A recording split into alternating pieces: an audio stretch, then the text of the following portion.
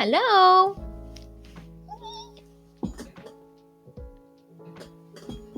Hi guys. Welcome in. How's it going? Oh, I gotta fix my camera angle because my chair is woo. Hi Kira, welcome in. I'm doing really well today. Thank you for asking. Oh my god.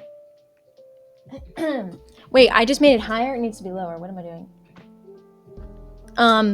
Hey guys, welcome in. I'm currently wearing the clothes that I wore to bed, so that's where we're at right now. That's where we're at right now. How's everyone doing today? It's good to see you. This is my Sim shirt. It's weird though, because there's a stain on it. Wait. There's like a stain on it here and here. Kind of looks like a coffee stain. But I've only ever worn this shirt once, so I'm like, did I stain it the one time I wore it? I have no idea. So, oh well.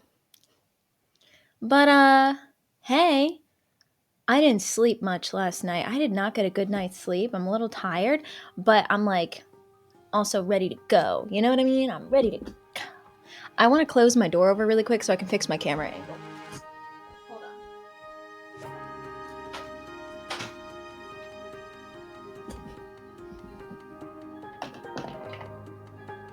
There we go. I just didn't want you guys to see like my chair. I don't know. It was just like a weird thing going on there.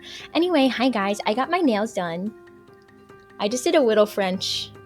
I wanted something simple this time, so I did a little French manicure. I also got them cut a little bit because they were so freaking long. Is the music too loud? It feels really loud on coming out of my speakers. I don't have it coming out of my earbuds because I forgot to put the earbuds on. Let me put them on now. Hold on. They look so pretty, thanks. Let me change my audio source. Boom. There we go. Maybe a little loud? Thank God. I was hoping you guys were going to say it was loud so I could turn it down for myself.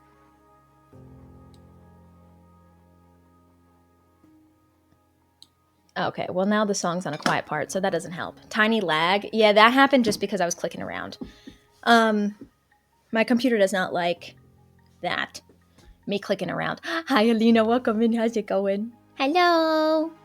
So, guys, I want to do a little bit of a get ready with me, too, because I don't know why. I've just been enjoying doing them at the start of streams. It's been, like, fun to chat while we do them. I think especially, too, while my PC's out. Because you could just see inside my shirt. Jeez. While my PC's out, because there's really nothing else that I can do. So, I like doing them. Can you hear me okay if I sit back like this? Because I'm, like, kind of away from my mic, but I feel like Mel does a good job at, like, pushing this, like, leveling the sound. Hear you fine? Perfect. Alina, how's it going? It's good to see ya. How you doing? How you doing? I need to make a new to-do list for myself today as well. Oh, Ivy Moon, you are so sweet. I hope you're having a great day. Thank you, thank you. I don't see the message from Stream Streak because, like, things are a little messed up on my end because I don't have my PC. I also have not heard from them.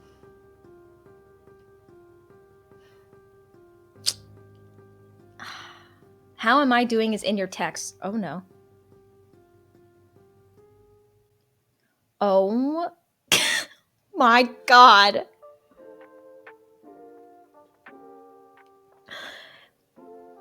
You know what? We're in the same boat, my friend. Give me their digits.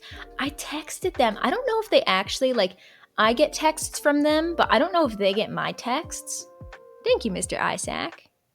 And I love this for us. I also am in the middle of eating a sandwich because I am, like, shaky because I need to eat something. So thank you for the follow, Urbis. Welcome in. How's it going? Alina's here. Alina is here. But like I texted them saying, hey, just looking for an update on my PC repair, and they didn't reply. But like, I don't know if they even get the text messages because like I had messaged them a couple days ago saying, can you call me? And they didn't. So I called them. So I don't think they get my text messages, which is weird because but the last text message they sent me before I said, can you call me, was what would you like us to do? So I'm like, is she feeling better? I have good news about my mom. My mom just has a cold. She tested negative for the flu, for COVID, for RSV, for the whole shebang.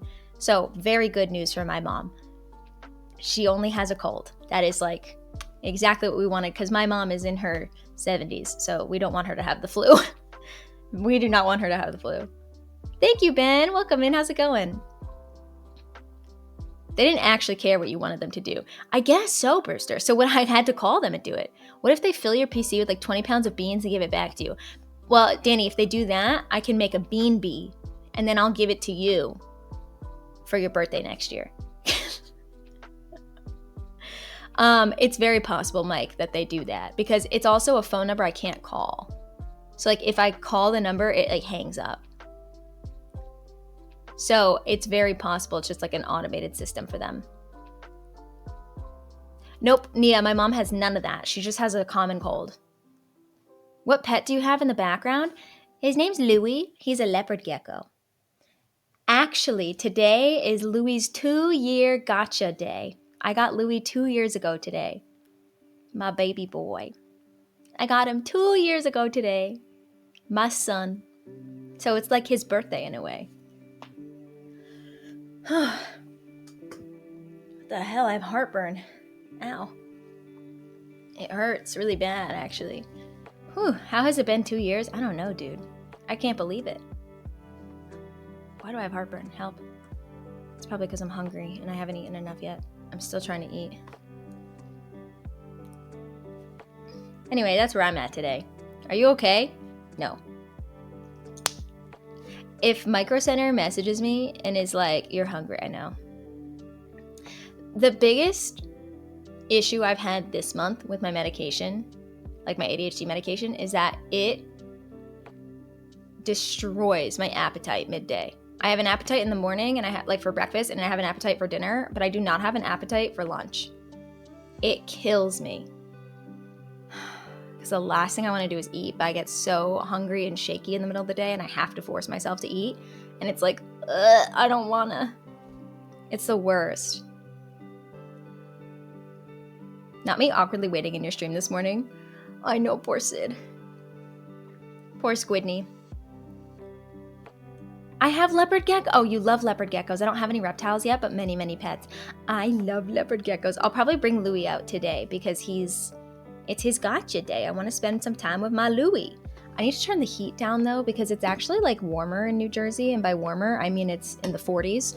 But that's really warm for here. And I'm like sweating because I have the heat on to 74, 73. And I need to turn it down to like 70. So just give me a moment.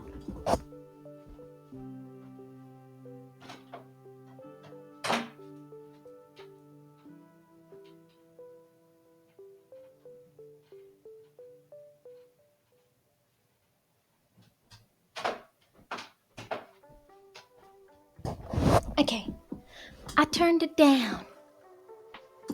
So everybody, tell me about your week. How has your week been? It's our midweek check-in. I was hoping I'd have my PC back by now, but here we are. Oh. Hi, Vem. Sorry, mouthful. Shitty week, good week, midweek.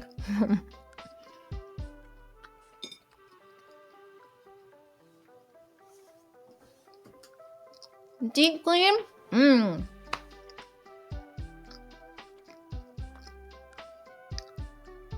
Yeah, Sid, I know you haven't had a great week either. It's a week. My week's been okay. It's been weird. Almost threw hands with manager last night, ruining my good mood, but week has been good.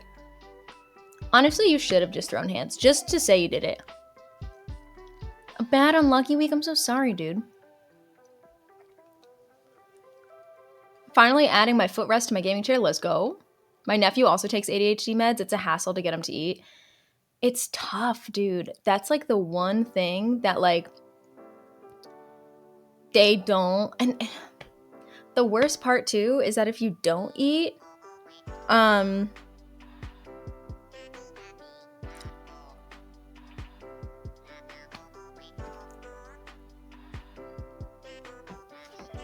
Hold on.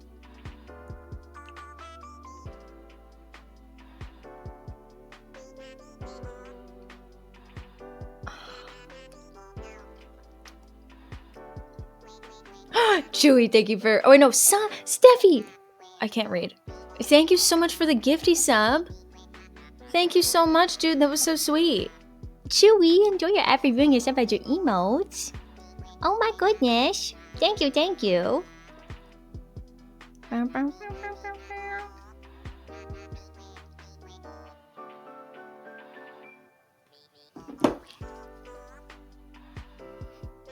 My mom just left for Australia for 2 weeks, so Molly has to suffer being with the spare human for a while. Are you the spare human?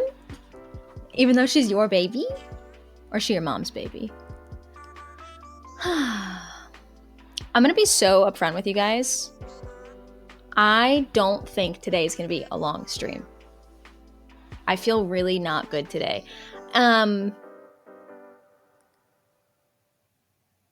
I don't really know why. It's more like, I don't know how I feel. I think it's just a day where my meds are not making me feel good. It happens like every now and then. It makes me like anxious. These are my nails. I just did a classic French tip. That's all. Classic French. Thank you for the follow. I gooned to this user. And I got them cut. They were so freaking long. They're still long, but like they were really long. Do you whiten your teeth? No, I do not. I used to try like whitening strips every now and then, but they, I don't know if they actually work or not. I have the same dinosaur. You got yours from Target? Hi, T-Dog. Sorry.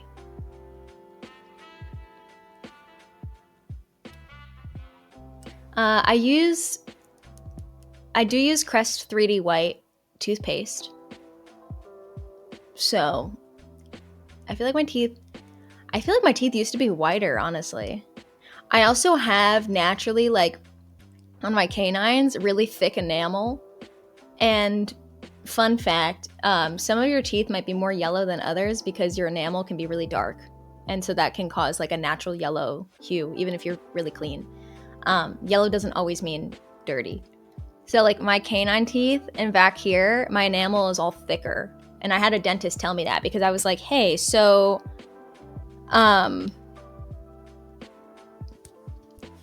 yeah, so I was like, because I remember asking since I was a kid, like, I was like, why are my canine teeth not, white enough? And they're like, it's just your enamel. And I was like, oh, great. Because they're like, yeah, your teeth are like perfect.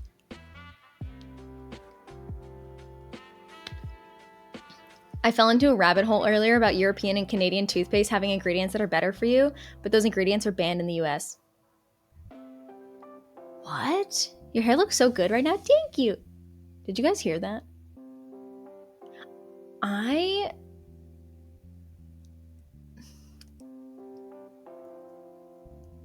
every now and then, pretty much every day actually, there's just a huge boom several times a day. And it sounds like an earthquake, but it's not. It's like somebody's doing construction nearby, but I had this at my old house too, and that old house is 15 minutes away. I think there's like a quarry around here or something. I'm about to drop like 60 to get some German toothpaste. I wonder what ingredients are banned. That's crazy. There's a bunch of stuff banned here and it's fine in the US. Fracking? No, I don't think it's fracking. Also, hi, Brian. Should I also French tip my nails? You should, Danny. I'll do it for you. Come over and I'll French tip your nails. I French tip them for you. I don't feel well. Like I do, but I'm fine. I'm not. My heartburn is like really bad. And it's only every now and then too, which is the worst. It's like, I don't even know if it's heartburn.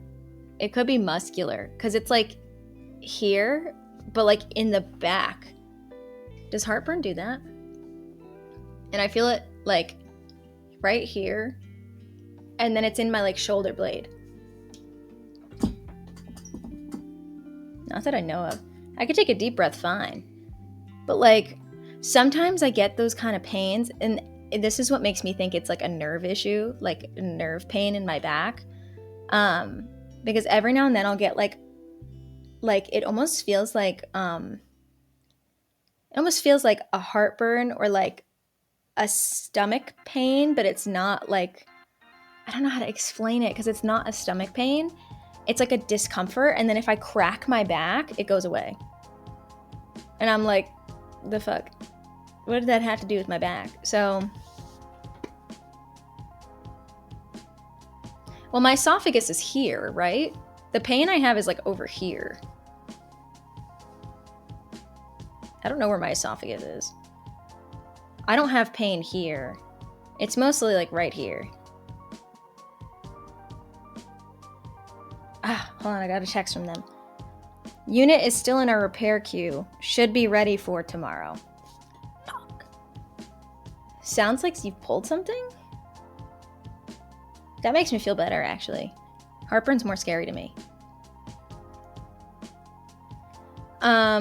Pinched nerve in your back, popping relieves the pinching. Yeah, because right now I also have a pain. It's like I feel a pain here, but it's also right here, like by my shoulder blade.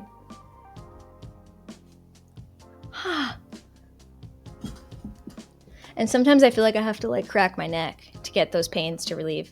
But it like almost feels like a burning sensation, like heartburn would feel like. But it doesn't feel like heartburn. Stretch your lower back. I don't know a good stretching exercise. Dead or pregnant, not sure, but I'd rather be dead. Sorry. A searing pain? I don't know how to describe different types of pain, honestly. I'm not good at it. Crazy. Sorry. I'm just being honest, guys. I'm just being honest.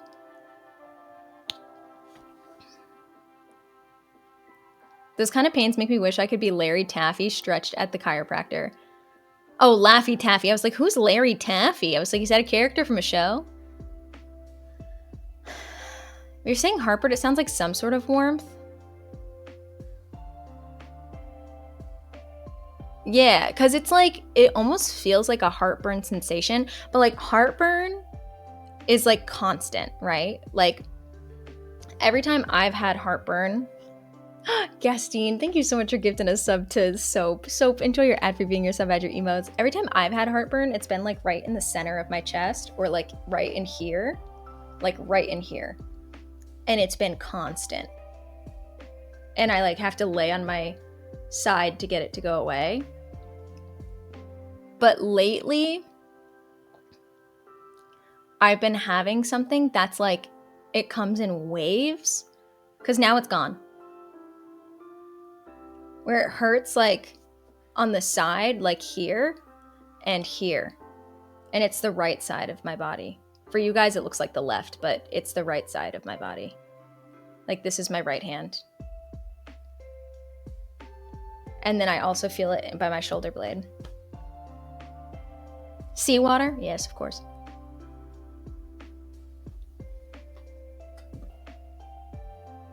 Oh. Ow. Back in my Void Styles BS.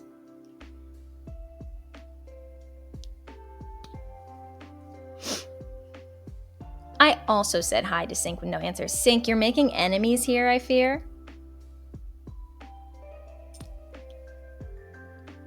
Sounds like tendinitis. Those are my same spots. You can get tendinitis in your chest?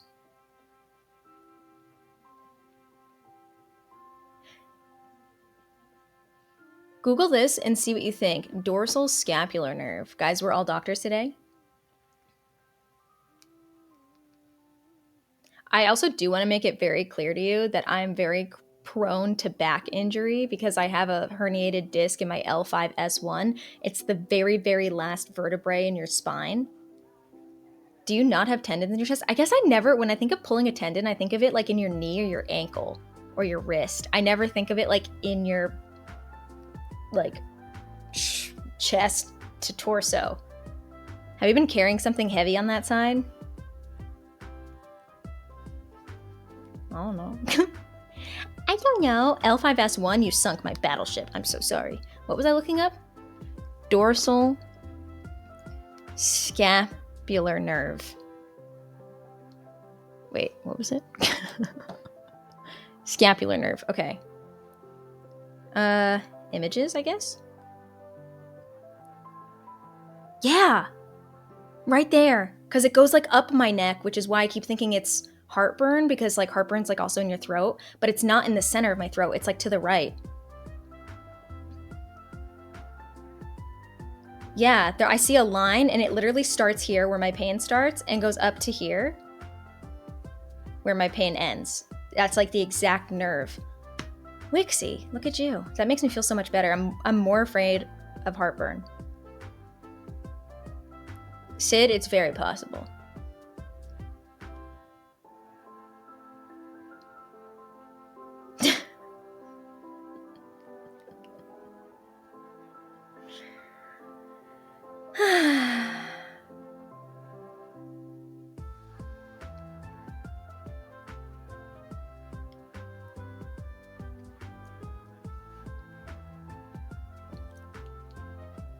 I will just lurking today. Hope you have a nice stream. Thank you so much, Gastine. I appreciate it. You're not going to be missing much. Don't you fret. Don't you fret. You ain't going to be missing much. Yeah, I've had this pain before, though. Like, I get it, like, a few times a month, honestly. Like, I've been getting this very regularly, and it's been so odd to me because I'm like, why am I getting heartburn? But, like, no other symptoms of heartburn. Just the burn. But like not eating garlic or anything that causes my heartburn usually. So that makes some sense.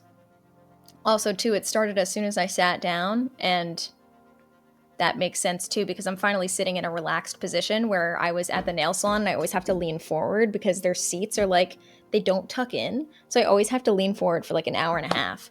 And so now I'm finally relaxing for the first time this morning, like in a relaxed position, and now it's like bothering me. Very interesting. I wonder what can cause a flare-up of that.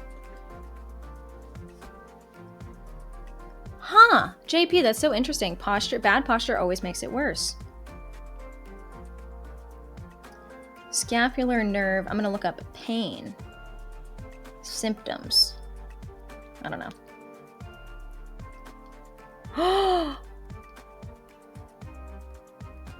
It says a deep ache or sharp burning pain along the inner edge of the shoulder blade radiating to the neck or shoulder.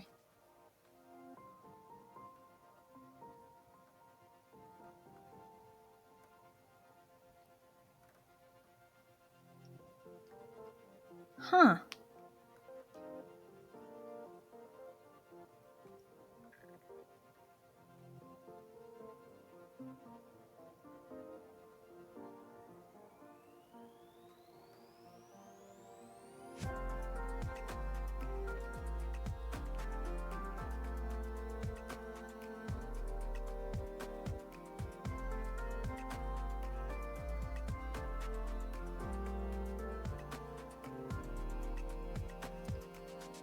Yeah, it's like I'm getting it again and I like feel it back more.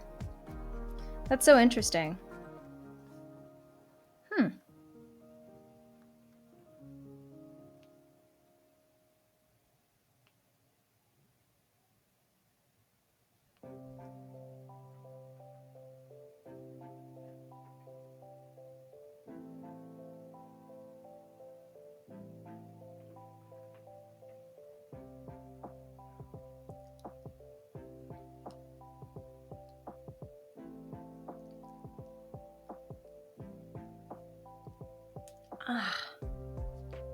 Yeah, I feel it in my back now, and it like goes in my arm.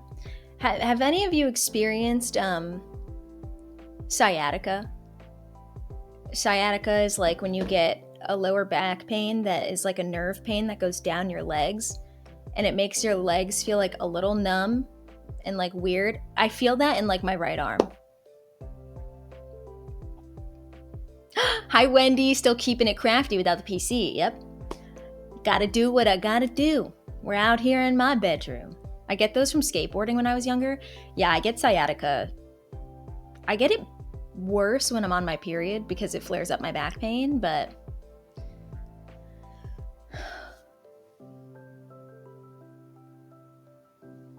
yeah. I feel like when I've gotten heartburn in the past, it's been over here and up in here. And right now, all the pain is right here, and I feel it in my shoulder. And I've never had it in the back before. I'm high-key loving these streams. Low-key, me too. Oh, I pinched it and it made it worse. Whew. I get that as a side effect from my migraine medication, numbness on the arms. Take some anti-inflammatories. See, that's the thing about me, is that I'm a psycho and I won't take them. I like to torture myself, I feel like. I'll just never take them. I get this weird thing in my leg where it's like tingly, pins and needles, but painful. If I move it in any way, it's painful. That's basically like sciatica. Sciatica can cause pins and needles and stuff too. It's different for everybody. She hates to see advice coming. Advise. Sync hates to see autocorrect coming. The pain in the front is all because it's all connected to the shoulder. It makes sense because Wixie, oh man, for you guys, I haven't, knock on wood, I have not had this in 2 years, maybe?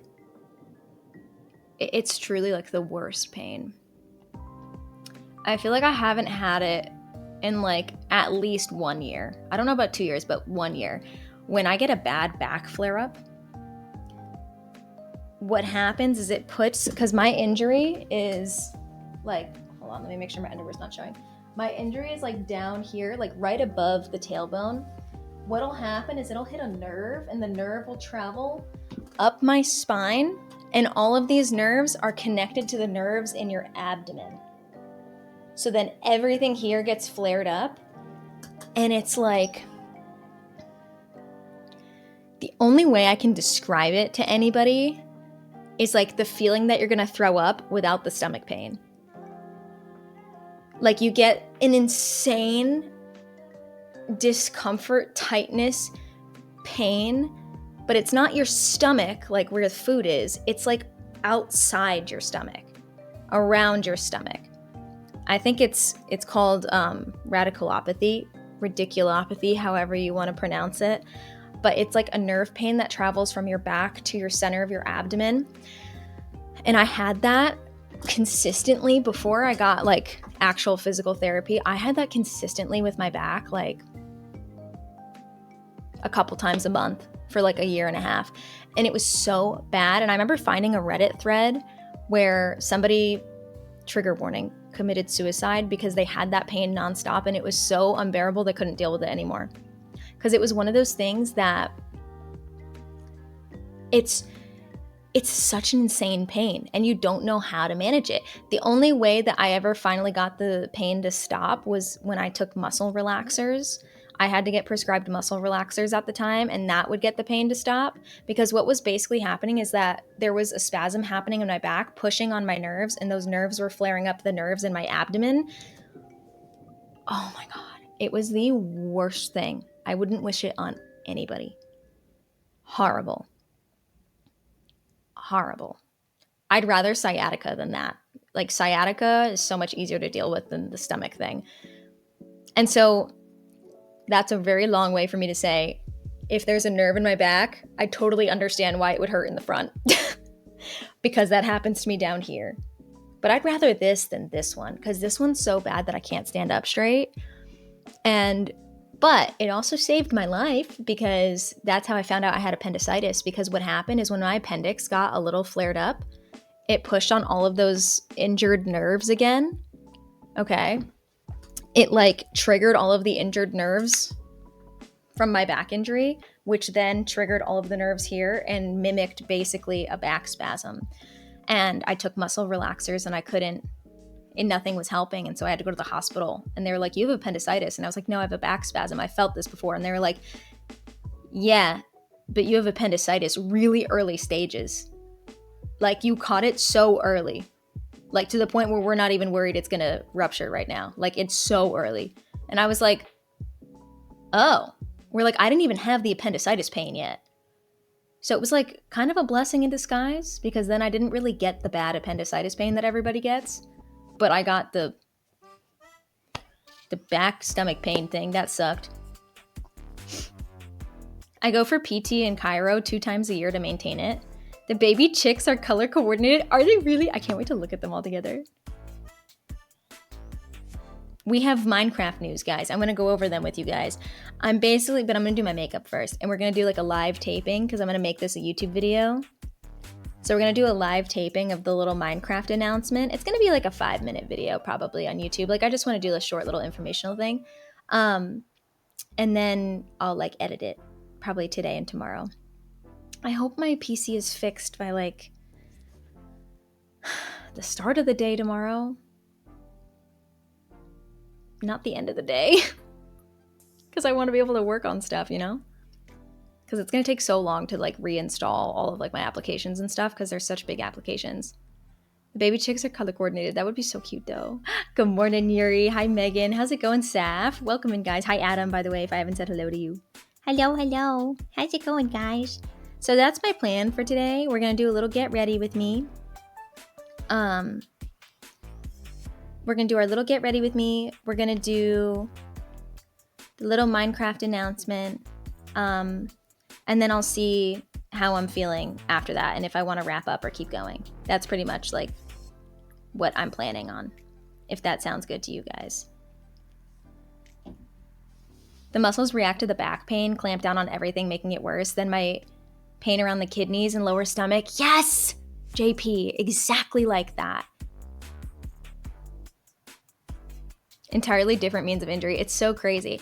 That's why I always say I would not wish a back injury on my worst enemy, because your spine, you don't realize how much your spine actually does for you until you can't use it. And then you sit there and you're like, I have been taking my mobility for granted. I will never, ever, ever take my ability to walk for granted ever again. Because when my back was the worst it was, before I got like a diagnosis, before I got to a good physical therapist, like I said, I couldn't do this. I couldn't even tilt my chin down. Putting on my socks and shoes, forget it. I couldn't even sit like this with my knee up because of a herniated disc in my back. A disc that's this big with a little bit of jelly coming out of it because it herniated. Caused so much issues that I couldn't raise my arms above here. I couldn't twist. I couldn't lift my knees. I couldn't walk up the stairs. I couldn't walk. So yeah, jelly. So that's the best way we describe it, Sid. This is how my doctor described it to me because I was like, what is a herniated disc? And he goes, so in your little vertebrae, in between your little vertebrae, you have like these little squishy things. You got little squishy, it's like your disc. It's squishy, okay? Now, sometimes these discs in between the jelly, the squishy stuff can get compressed over time. And if they compress too much like this, it can cause a lot of back strain. But sometimes too, these little squishies will rupture and it's like a jelly donut. If you were to pop a jelly donut, the jelly squeezes out of it. And you can't put the jelly back in because it's like you squished a jelly donut. You can't just unsquish a jelly donut. Okay? And then what happens more? I shall call him Squishy, and he shall be mine. Exactly, Sidster. And then what happens, which is even worse, is that the jelly that squished out gets hard. So think about it as a jelly donut that you left out on the table for 3 days. The jelly is now hard.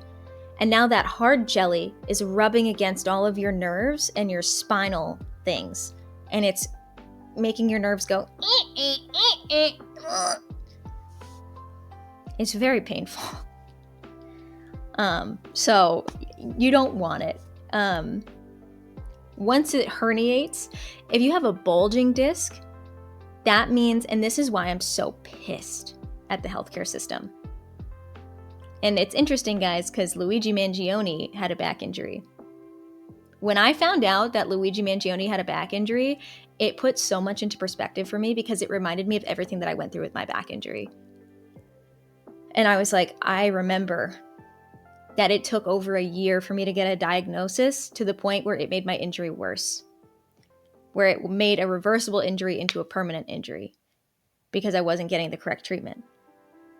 And so then I'm sitting here going, it puts it in perspective for me, where I can understand somebody's desperation and how they feel, because I had a bulging disc. A bulging disc is when that starts to get like a little bump, but it hasn't herniated yet. It's like coming out. When you have a bulging disc, there are some means that you can take to stop it from rupturing so it doesn't herniate. But once it herniates, you can't do anything. It's not like a knee. You can't do a back replacement. Like a kneecap, you can get a knee replacement, right? But you can get a hip replacement, but you cannot get a spine replacement. So once it herniates, it's not great. So me with this description, sorry, Morgan. I try to use the term like jelly donut so it sounds less bad, but so yeah, so basically, what happened to me is that I had been going to an orthopedic doctor who was like so highly recommended because he worked with professional athletes like football players on the Giants and the Jets. Oh, Darth, I love you. How are you? It's so good to see you. I know you have to go do your thing. I love you so much. Mwah, mwah, mwah, mwah, mwah. I hope you're doing well. Sorry, sound alerts and everything are broken because I don't have my PC right now. Thank you so much for the tier 3 resub at 12 months. I fucking love you. Mwah. I hope you're doing well, dude. Big kisses and hugs. That doesn't look like, it looks like I'm popping a big pimple, but that's me hugging you. I'm hugging you. I'm hugging you. Hi, Ellie. How you doing? It's good to see you. I'm learning so much right now. It's because I had to do so much research. And so I went to this orthopedic doctor, which is like basically like a sports medicine doctor that works with like, you know, if you have a sports related injury, like in your knees, your hips, your shoulders, your back, your ankles, stuff like that. Exactly, JP. Once it's herniated, you're on tap for surgery to fix it because the disc is at a point where it can't be repaired on its own. Exactly. And back surgeries are very high risk. Back surgeries are very high risk and the recovery is insane. The recovery process is insane. So it's like, when you're my age, it's like, why put myself through a back surgery? Nope. No, thank you. No, thank you.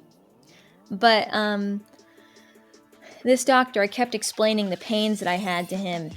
And the most frustrating thing was that I would go there. Let's say I had an appointment at 11 a.m. I'd get there at 10:30 in the morning. I always get to doctor's appointments really early.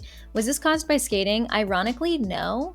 But they did x-ray me for that because apparently figure skaters, hockey players too, I imagine, any high contact sport like that, but figure skaters especially, are really prone to hairline fractures in their spine because of the constant falls. The hard falls of hitting the ice because the ice is so solid, and then a lot of times we fall and slide into the boards. So like the constant jumping and landing, it compresses your spine every time you land. So a lot of figure skaters get hairline fractures, but they x-rayed me and I didn't have any, which was good. So everyone's backs are trash, it seems. I know, right? Doctors not listening to their female patients, it's disgusting to me. I don't even think it was because I was female. I don't even think it was that. I think this guy was just really full of himself. I think it's because I wasn't a professional athlete. But, I mean, who knows though? He was an older man. It's possible that he thought that I was overreacting. It did kind of seem like that at times. But this is my thing. Let's say I got there at 10:30 for an 11 a.m. appointment because I like to be there early in case I need to fill out paperwork to be respectful so I don't make the doctor late. I would sit there. It would be, my appointment's at 11 a.m. 11 a.m. comes around. I'm sitting here going, okay, waiting for my name to be called. It's now 11:15. I'm still in the waiting room. 11:30, I finally get called into the room. It's 11:45. It's now 12. It's now 12:15. It's now 12:30. And my appointment was an hour and a half ago. And I have still not seen the doctor. And I've just been sitting in the office, in the little doctor's room by myself for an hour. And I waited in the waiting room for another hour. And then he finally comes in to see me. And he spends 6 minutes with me. 6.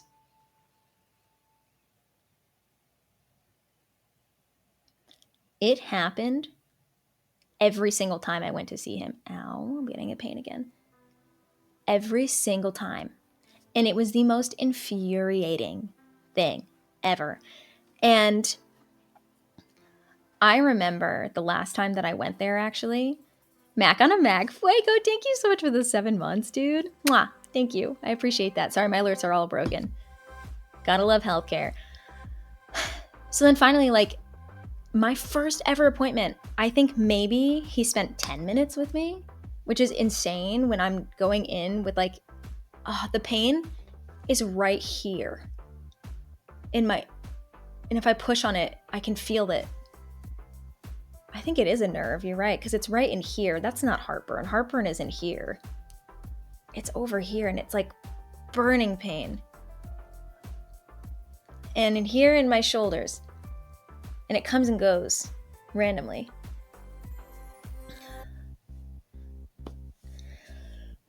But, so I would sit there and I was explaining to him like this pain that I was feeling, and I knew something was wrong with my back. And I told him when it started. How it actually started was I had photographed a wedding for a friend of mine. It was COVID. It was like the end of August of 2020. My God, I can like feel it in here. Almost like it's on my tongue. It's like my tongue muscle. So bizarre. There's always something wrong with me. Always something wrong with me. And then I make it worse for myself because I'm a hypochondriac. And I'm not just saying that because, ooh, it's a word. And it's like when people go, I'm self-diagnosed ADHD because I go, oh, squirrel. Like, it's not like that. I like actually, I have OCD and I almost just said I'm a self-diagnosed hypochondriac. That's not what I'm saying. And I have really, really bad health anxiety. And so whenever something bothers me, I have to talk about it over and over again, which I'm sure you guys feel. And I feel it now in the back of my head. I definitely have a nerve issue. Thank you, Wixie. You made me feel better. That sounded really sarcastic. I meant it genuinely. I'm more afraid of heartburn than anything else in my body. Because heartburn connects to the stomach. And then for me, that makes me think I'll throw up, even though I don't feel sick. But anyway, my whole thing is I'm mentally ill. But while I talk about this, let me also start my makeup. I'm going to sit relaxed like this, though, because this relaxed sitting is helping me. Just needs to rest. Yeah, I also tossed and turned a lot last night, so that doesn't help. So let me explain to you this appointment. So sorry, this is taking me so long to explain because I'm a little anxious, and so I keep kind of beep-bopping all over the place. Also, hi, Rye. How's it going? It's good to see you. It could be a stress response. That makes sense, too. I've been super anxious lately. Grey's Anatomy terrified me of hiccups. Don't tell me why, because then I'll be scared of hiccups. Don't even tell me why. You listed off pretty much all of the anxieties, so same, Queen. We're just the same. We're just all mentally ill up here.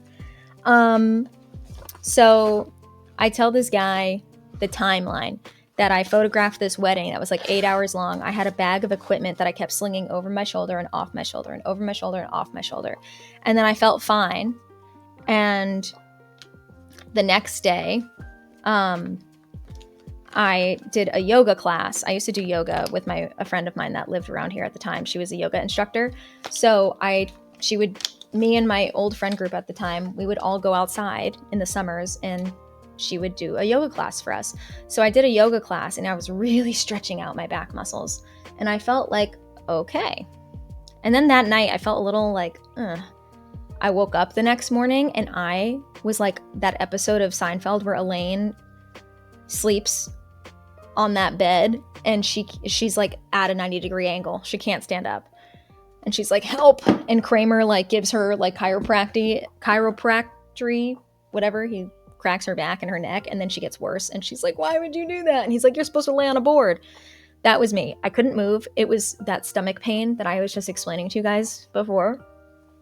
And I was crying so hard. And I was trying to walk around outside. I walked around the complex that I lived in at the time with my mom, and I was crying. It was so painful. And then I had to take naproxen, which is like a prescription NSAID that's really strong.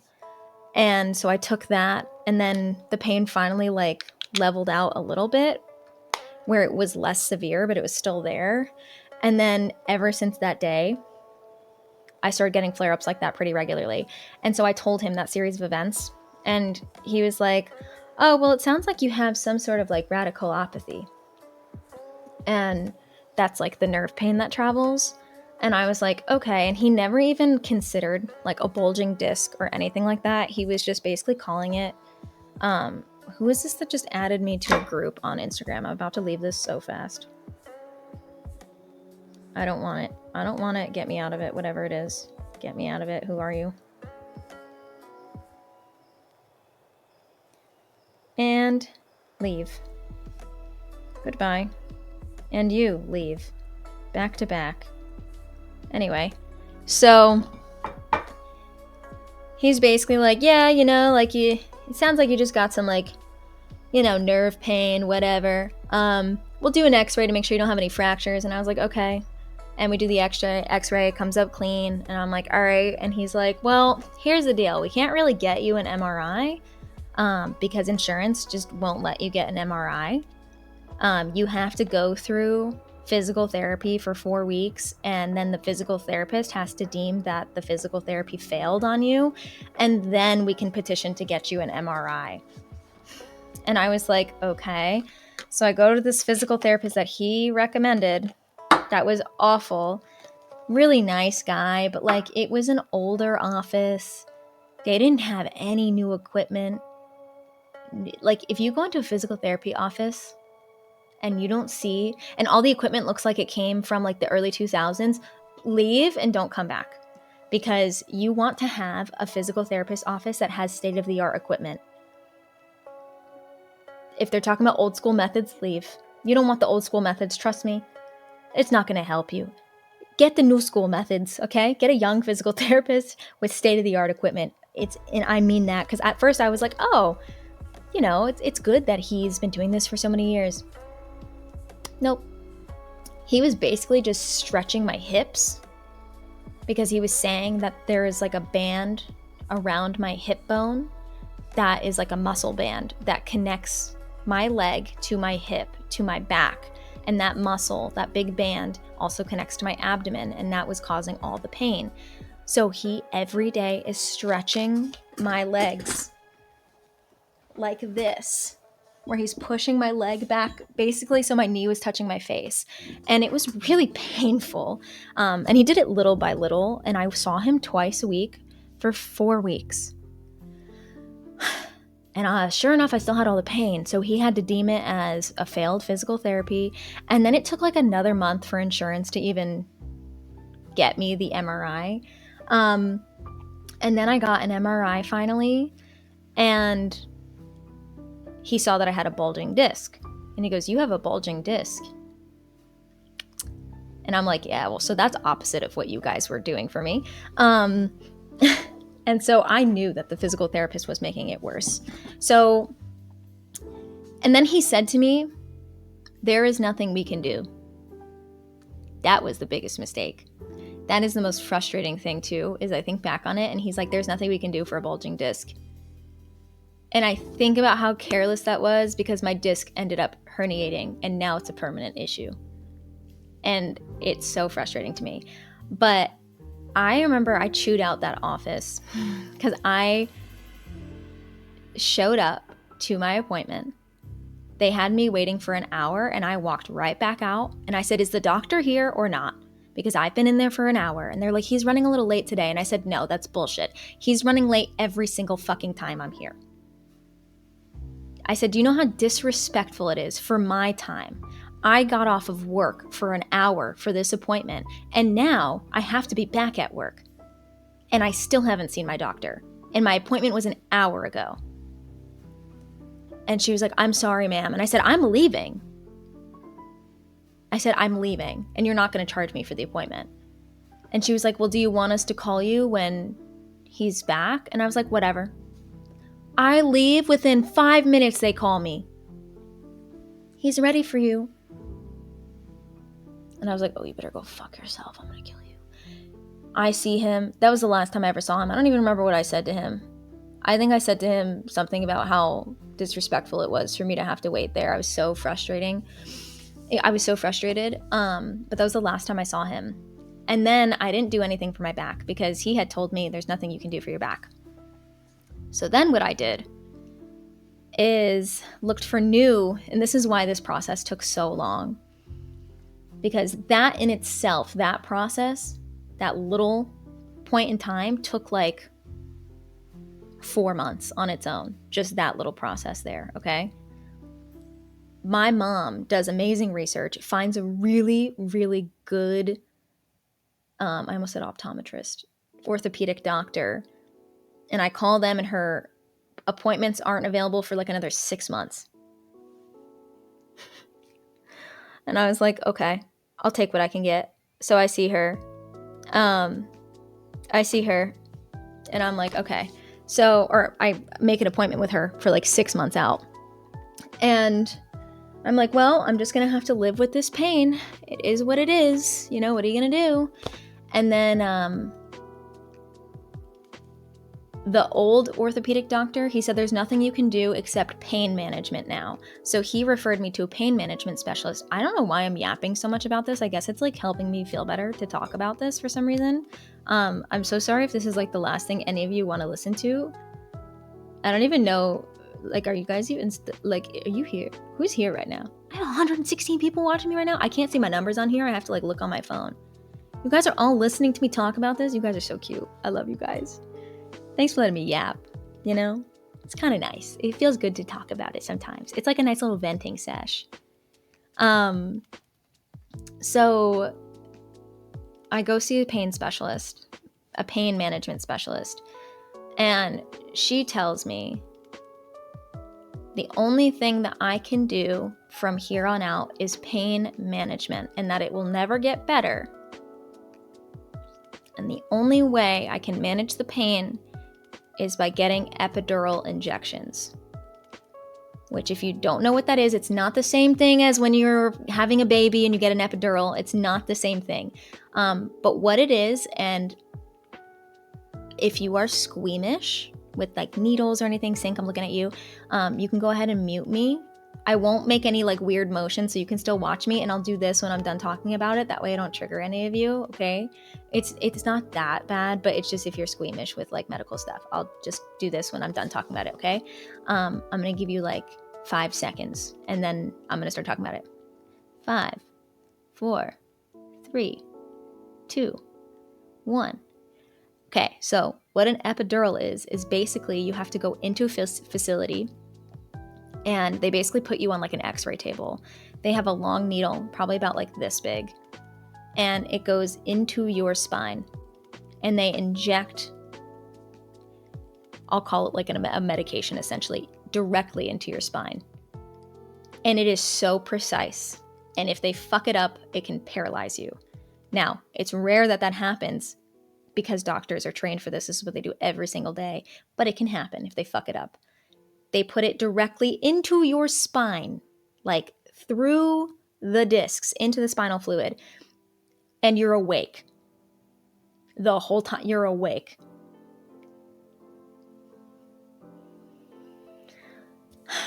So, done talking about the gross part.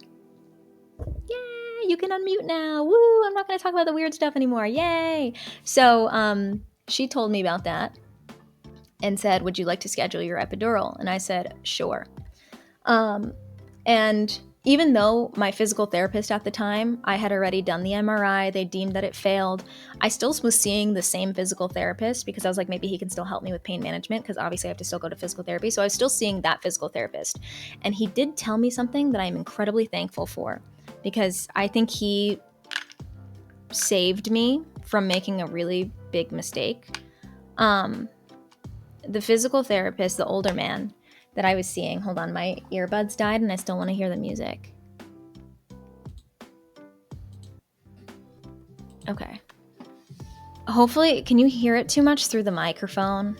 Do you hear the music through the microphone? Wait, I can just lower it on my computer. What am I doing? There we go. That should be better. Your mic setup on the iMac sounds great. It's because I'm streaming on Meld, and Meld has really nice audio filters to make it sound good.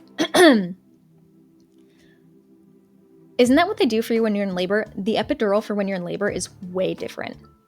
Way more intense. Way more intense, way different. It's not the same thing. It's not the same procedure at all. Hi, Adedoyan. Welcome in. So I had made an appointment to get this epidural.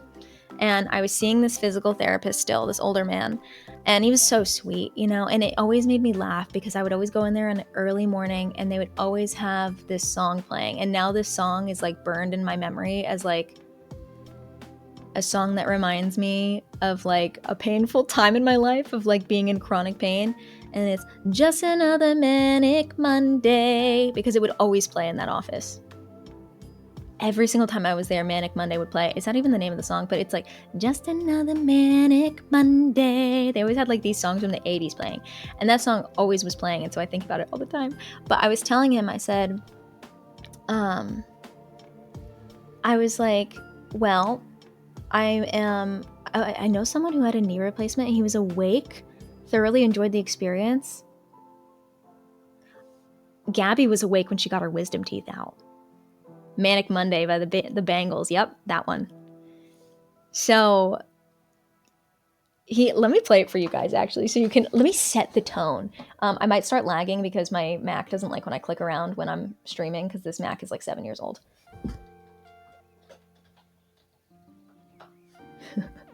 Let's play this song. Add to queue.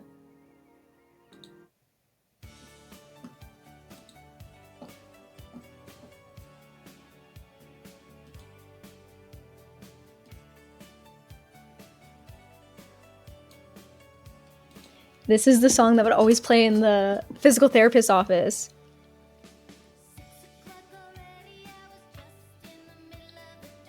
And I would just be laying on my back alone in this office with this man, and he'd be stretching my legs out, and I'd be like,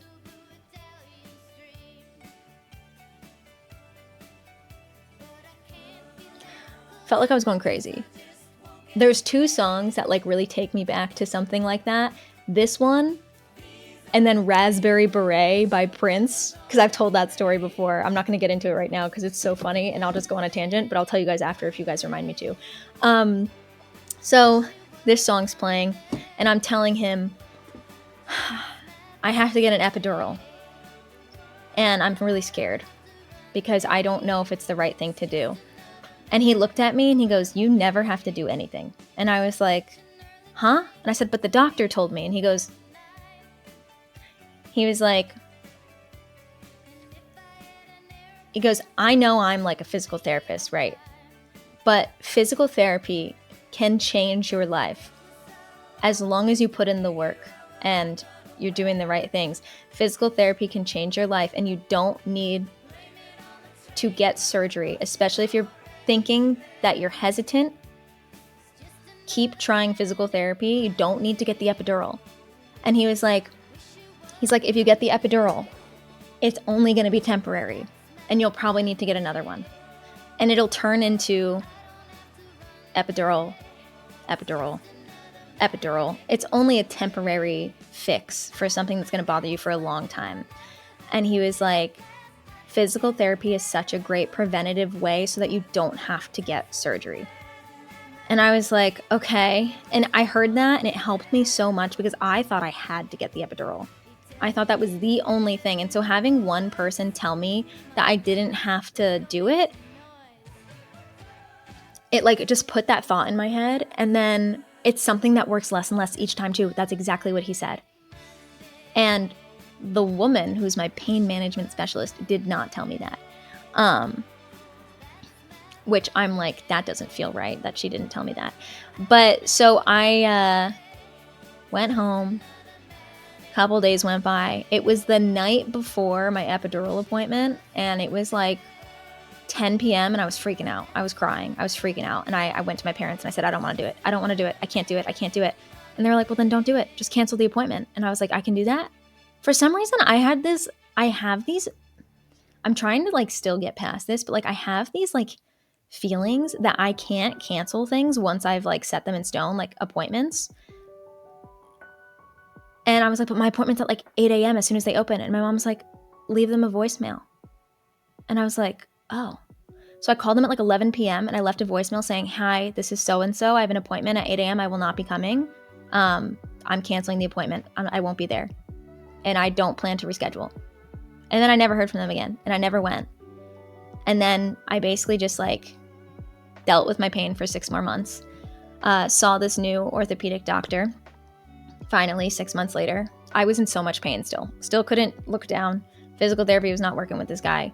I think I got to the point where I even stopped seeing him because it just wasn't working. And I ran out of scripts and I wasn't seeing a doctor, so I stopped going. I see this new doctor and she was incredible. And I didn't have to wait like an hour and a half to see her. She started the appointment when it was supposed to. And I was talking to her about my pain. She was like, let's get you another MRI and let's get you into a better physical therapist. And she gave me a good recommendation.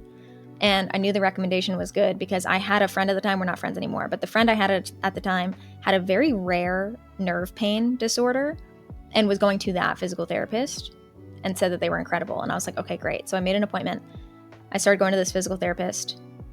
I got another MRI and I now had a herniated disc. So my disc herniated in that span of time where I wasn't getting the right treatment. So my disc did herniate. But I started going to this physical therapist and I forget the order of events. I remember now. There was a point in time. So to put it in perspective for you, I started seeing this physical therapist in 2022 or 2021. It was like the end of 2021. And my injury took place in August of 2020. So I went from 2020 to 2021, over a year basically, not getting any help. And then I met this physical therapist. She was young. She's like, if I was like, how old was I? I was like 23. She was like 27, probably. She was young. And I remember her like doing my like intake, basically like seeing my mobility. And I looked down and I was like, that hurts. And she was like, can you touch your toes? And I said, I can't even touch my knees. And she was like, okay. And she was looking at my mobility and she's like, your mobility is really low. It's not good. And I was like, I know, I can't move. And she was like, we're going to get you fixed up, but I want you to come in at least like twice a week. And I was like, okay. Still no PC. They messaged me though saying that tomorrow it'll be ready. I was really hoping for today, but it looks like tomorrow. But at least they got back to me. So then I saw this woman. Her name was Mary. And I'll never forget because even when I finished physical therapy with her, she sent me a letter in the mail. And it was the nicest thing ever.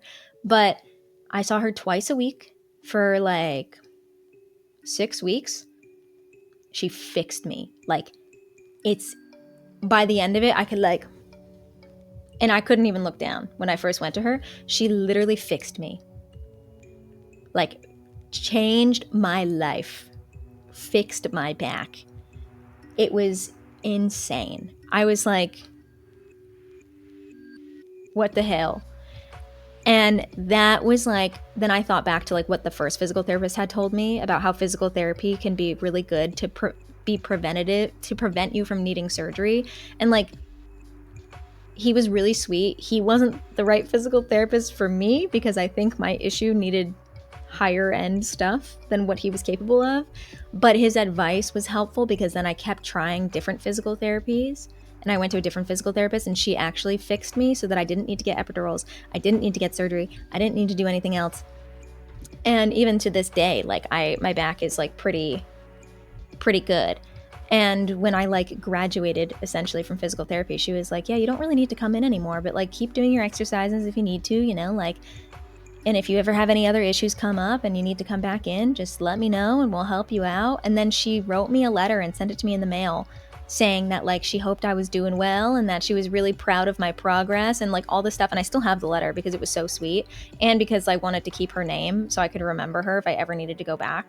That was literally in 2021, 2022-ish. I remember there was a point in time where I was living in a specific house only for like less than a year, and it was while I was living in that house, and I left the house in March of 2022, and this happened in like the end of 2021.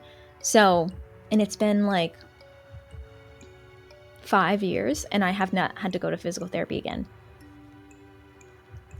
So, that's my backstory. Like, not my backstory, like, that's the story of me. Like, that's like my spine story, my back injury story. Oh man, I love that woman. She changed my life, dude. Backstory times 2. My literal backstory, my spine story. I'm working on what I think is plantar fasciitis on my right heel, and it's awful. That is like insane pain. I have an ankle brace made specifically for plantar fasciitis.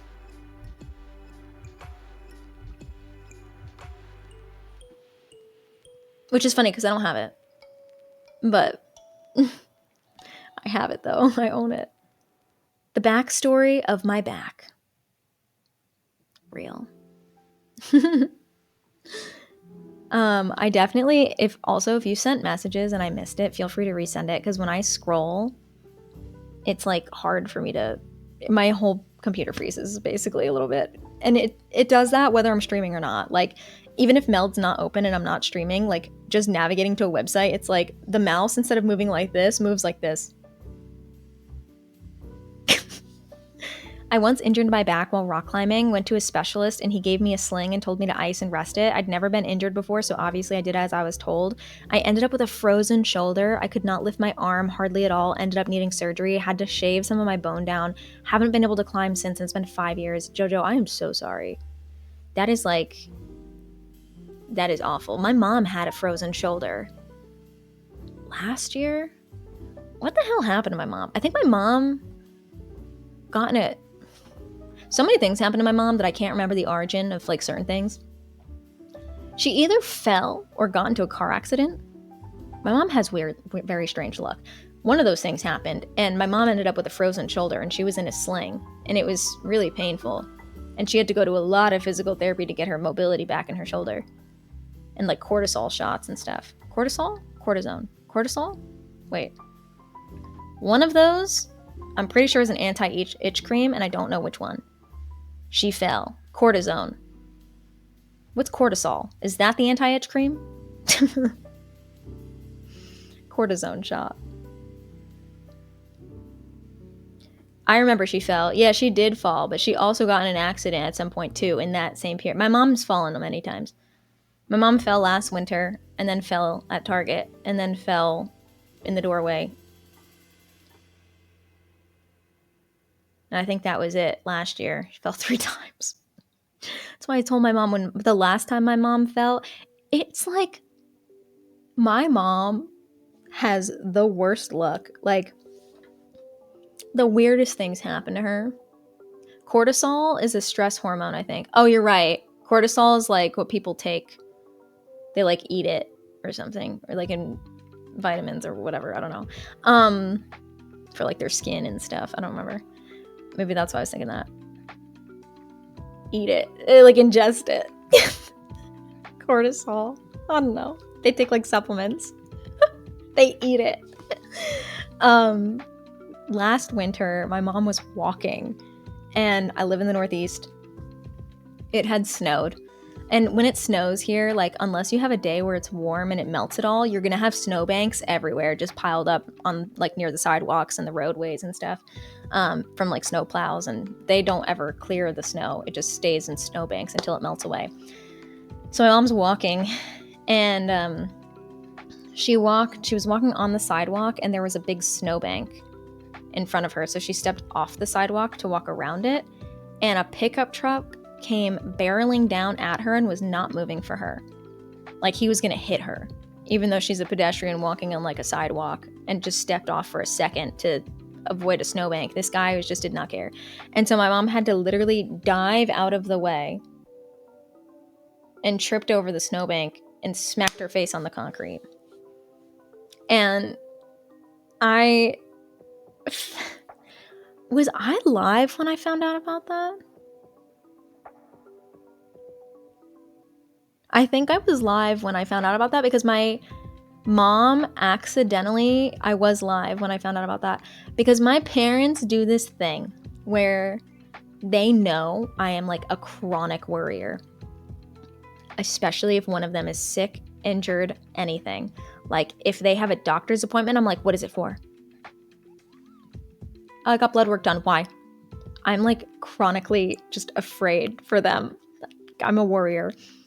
My mom sent a message saying, accidentally sent it in my group chat with me, her, and my dad instead of just texting him, saying,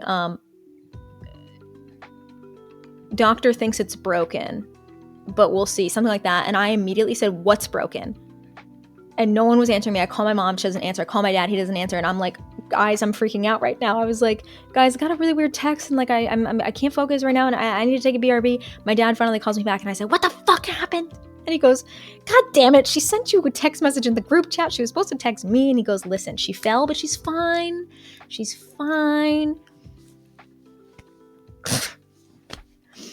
Oh my God. And I was like, this woman, she needs to be put in bubble wrap.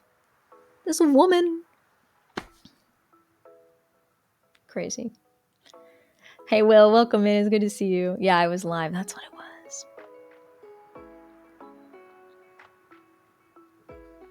My heart is like...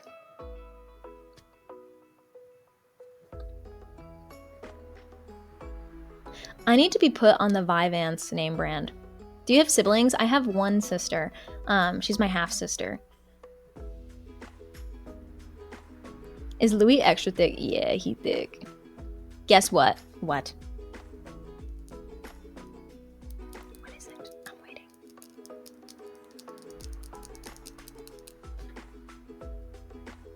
I'm waiting. Chicken butt. Fuck. Every time. I'm gonna take a quick BRB. I need to grab some. I need to refill my water bottle and stuff too. You make me want to get French tips. Aren't they pretty? I love them. I was gonna do like a milky French tip where like the white isn't super white. It's like kind of diluted. But then I got there and she had like white French tips and I was like, damn, now I kind of want like a classic French tip. So then I ended up going like, I just want a classic French tip. Because she had a French tip and it looked so good on her and I was like, damn, that looks pretty. So I ended up getting a classic French tip. I went to my first mental health therapy session because you inspired me and I'm going to a psychiatrist to look into meds. Brianna, that is like the happiest? What? That is like the most amazing thing you could ever tell me. I'm so proud of you, dude. That's a really, really, really tough step to make. That's really, really tough. And you're doing the damn thing and that's really cool. Make sure, like if you're starting any types of medication, make sure you research them too, just to make sure. I always, when I start medications, I always start on the lowest dose. I think it's just easier for your body to start low and then increase as you need to go instead of starting at a middle range and then like realizing it's too high and your body freaks out. Just starting low and working your way up. I haven't bitten my nails for like 2 weeks and dude, I'm so excited to get my nails done. You know what I'm excited for? Most of these nails, like...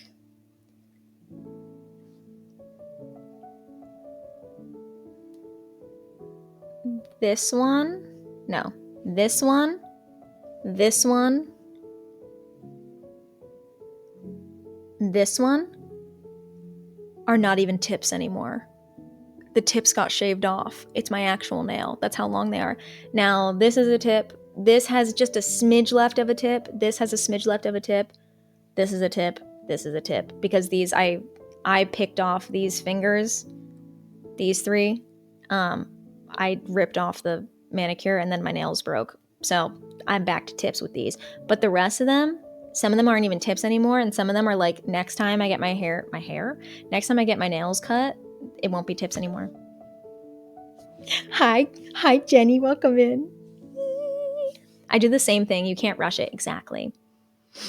You look like a hand model. That is the nicest thing you could ever say to me because I think I have the ugliest, worst hands. They're like my biggest insecurity.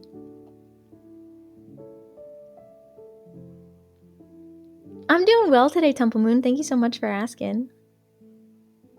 Guys, I'm going to take a super quick BRB. I'll put the task screen on the BRB screen so you guys can like add stuff to your tasks if you'd like.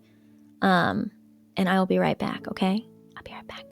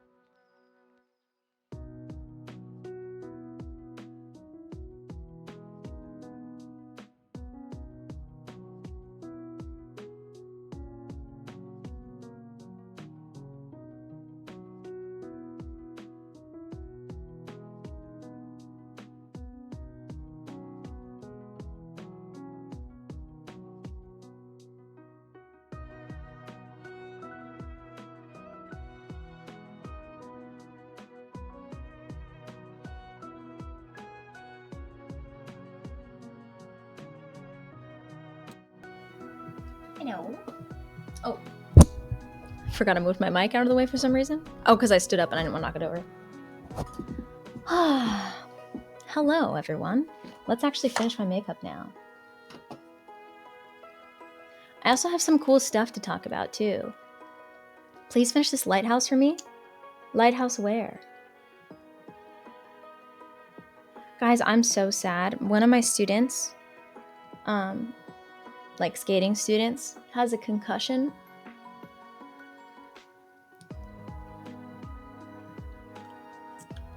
She got concussed. She had a skating accident at their like final practice before their competition last week. And she had a bad collision and a girl's knee went into her head. And that's like the one thing people like that talk about sports and stuff think that like football is like the most dangerous contact sport. I'm gonna be so honest with you, it's not. I think it's hockey and synchronized ice skating. Because it's like the same contact sport except with blades on your feet. You can end up with the same kind of concussions. You can end up except with your body cut up as well. I don't even have blocks needed for that part yet. I didn't give her the concussion, no. No, but they had, it was synchronized ice skating, and they had a collision where a bunch of people ran into each other, and a knee went right into her head, and she has a concussion because of it. So I'm not seeing her this week. And I'm just really, really, really manifesting for her that she gets cleared by Friday so she can skate at their sectionals, because that's her biggest competition. And I know she'll be devastated if she can't skate, if she's not cleared. So I'm really manifesting for her that she gets cleared by the doctor on Friday. Hi, Alex. I'm such a big fan. Oh my God, please on my forehead, I'm your biggest flan. Absolutely flan, I got you. Is it pronounced flan? I just say flan. Is that a me thing? The blades part is terrifying. Yeah, I've had people skate over my hands before. I mean, people have died. Hockey players have had their necks sliced open. their jugular. Not good. It's very dangerous. That's why neck guards are very important in hockey, and they're literally frustratingly never worn by young kids because they don't think it's cool to wear gear. God, if I ever had a kid that played hockey, I would take away everything they owned if they didn't wear their gear.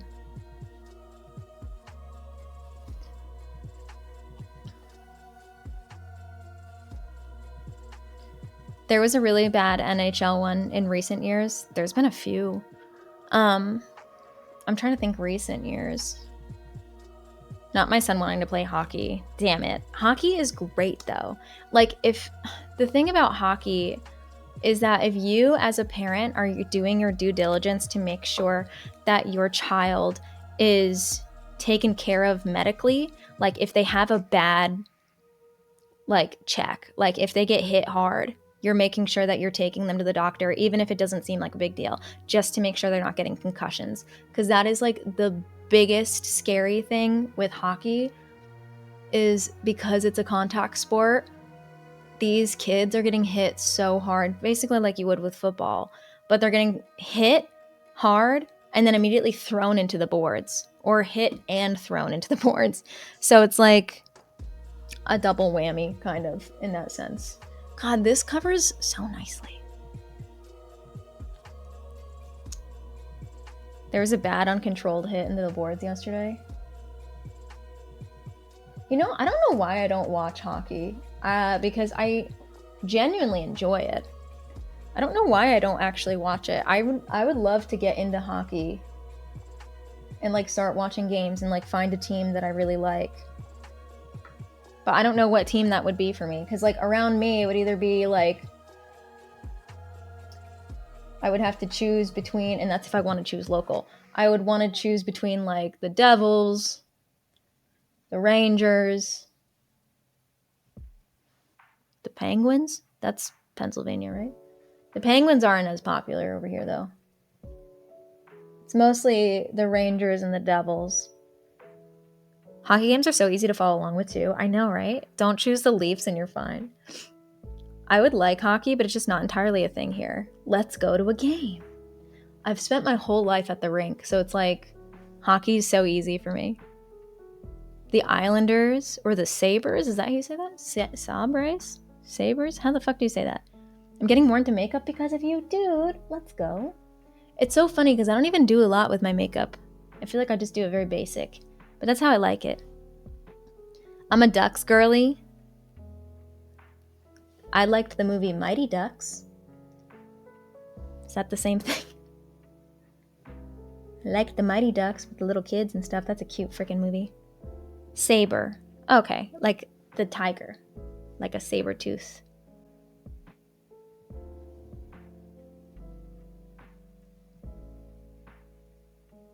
It's saber.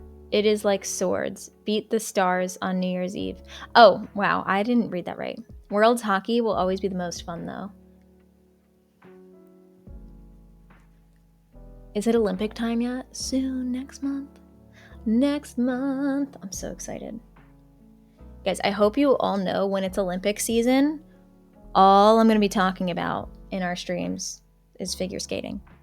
Like, I hope you all know that's all I'm going to be talking about is figure skating. I'll probably watch the hockey games too. I like watching the ski jumps too. Peter Parker, thank you for the follow. Welcome in. I never do sports betting, but I do sports betting during the Winter Olympics season. I like bet because they do sports betting on like which skating teams are going to win. So I always do sports betting. Except the last Winter Olympics, I got so fucked over. Because I put money on the Russian pairs team because I was like, that team is the one to beat. And then the whole thing with Camila Villanueva happened. If you don't know what I'm talking about, the 15-year-old girl who then they found out she failed the drug tests and yada, yada, yada. And then all of the Russian skaters basically from like every team were just like a mess the whole time because they were under so much scrutiny. And so then all of them had awful skates. And I was like, if they had a clean skate, I would have won that money. But I lost. Figure skating is so impressive. That's something to be excited for. I love it. You've literally never sounded richer than in this moment. What? What did I say? Talking about skating?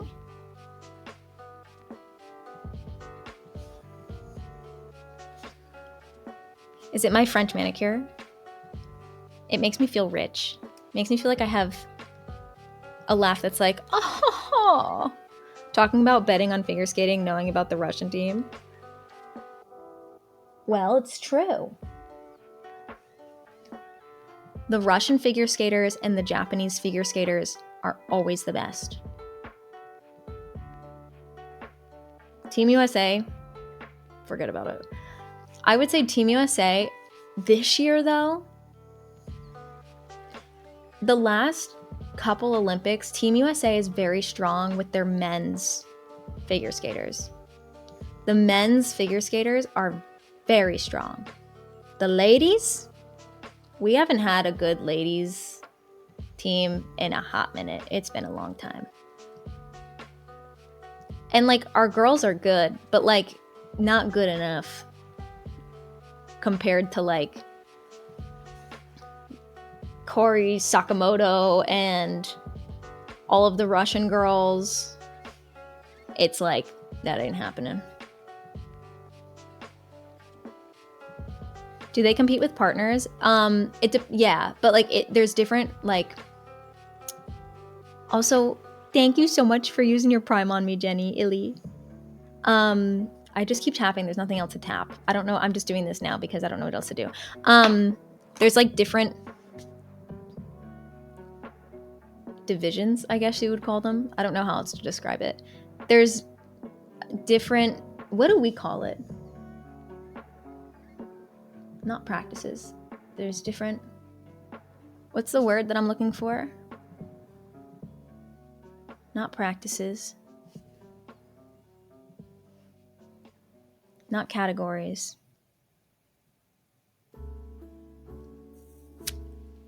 Not divisions. What the hell am I thinking of? Brackets, tasks, schedules, sets. No, it's like styles now.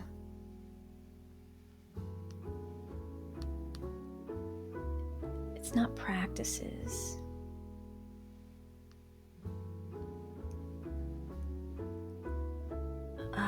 What is the word? I don't know how to think of it. Disciplines. Yes, thank you. That's the word.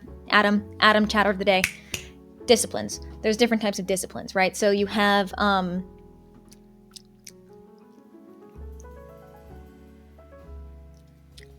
of a sudden I started tasting blood.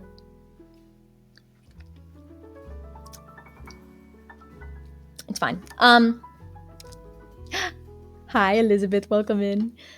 I think it's my tooth. Yep, you can see it right there. This gum keeps bleeding. I don't know why.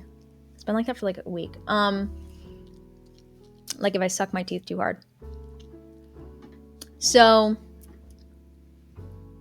yeah, see, there it goes. Sorry. You have solos, which is like when you see people compete by themselves.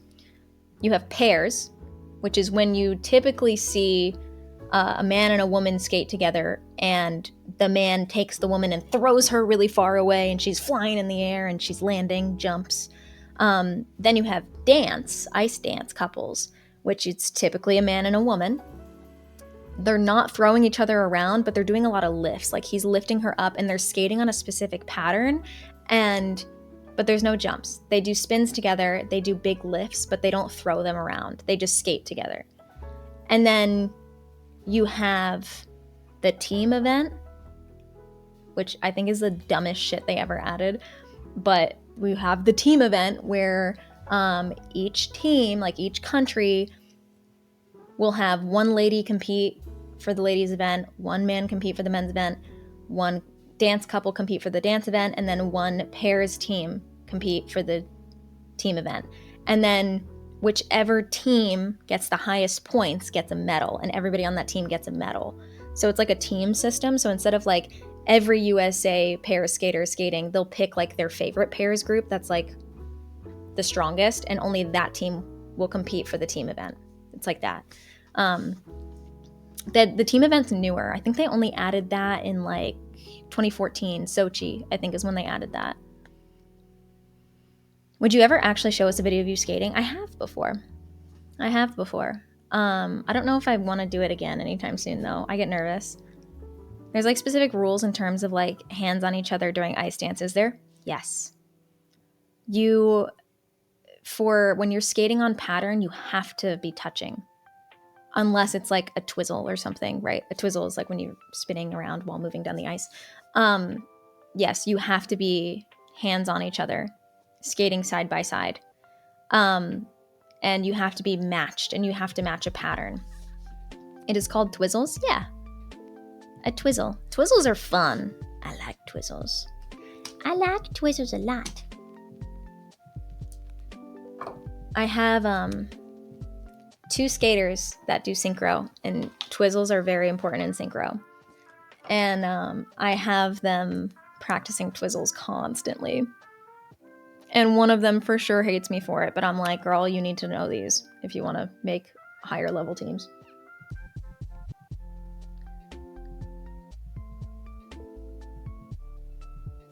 Twizzles are really fun. They've always been like my favorite. They're really scary though when you're going at a high speed. Where is that product from? This one? This is Judy Doll. It's the Judy Doll. Not concealer. Contour. Judy Doll. GUDYDOLL.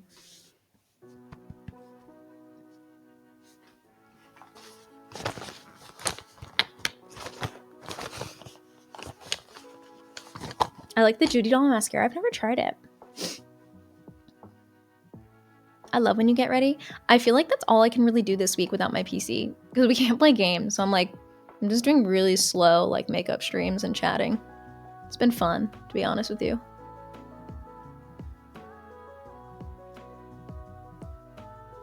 See, I really like it because it's like, it doesn't create like an orangey bronzy tone. It looks like an actual shadow. It's like gray, so it actually makes it look like there's a shadow because my cheekbone's out. It's really nice. It's giving real contour, exactly. Instead of like when I use like a bronzer, it just makes my nose look brown and it looks very strange. Whereas this, like, come on. It looks so much better. But I always blend this in with a spongy because I struggle to get it to blend out the way I want to with a brush. And then there you go.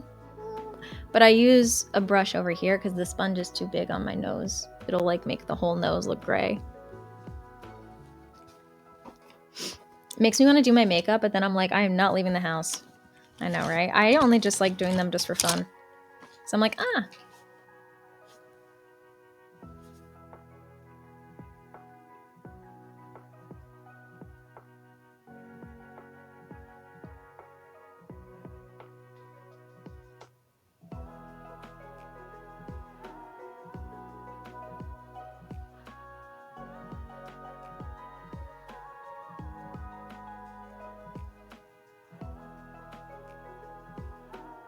It's my go-to. I pair it with Sky High. Sky High is what my sister uses. That's like the tubing mascara, right? I think that's what she uses. I feel like I remember asking her because I want to get a tubing mascara. Oh, hi, Sophie. Hello, Sophie. Raiders, I don't have a raid alert right now. I'm not on my PC. I'm not on my PC. Everything's broken. My PC's out for repair at Micro Center, so I'm streaming off my iMac right now. We're just chatting while I do my makeup because I don't know what else to do with my life without my PC, and I didn't want to cancel streams this week. Hi, Sophie. How was the rest of your stream? Did you have a fun time? Raiders, welcome in. My name is Bobby Mac. You can call me Bobby. You can call me Mac. Either's fine. I go by she, her pronouns. I play a lot of Minecraft and such on this here stream. But as of right now, like I just said, my PC is out for repair. So we are just chatting We were chatting Monday and yesterday and also today, and they finally just texted me saying that my PC is not going to be ready till tomorrow. Today was the day it was supposed to be ready, so I'm a little sad about it, but it's fine. But now I'm just putting a little bit of blushies on my face.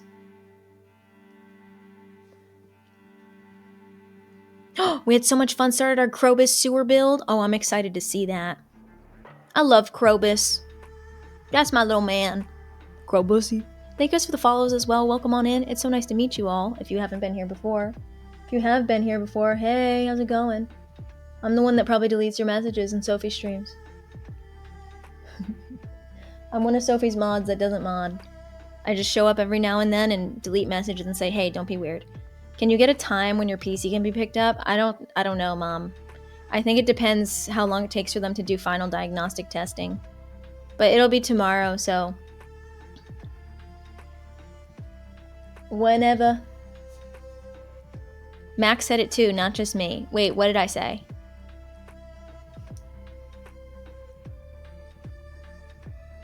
Did you tell Mac to say that? Did I tell Mac to say what? What did I say? Crowbussy? I'm sure you delete our weird messages with love. I do it with hate. I read Wixie say it. And I was like, girl, Wixie said it. Is this Avatar music? It's possible. I don't know anymore because my playlist ended, so now it's just playing whatever is similar. P, says Sophie.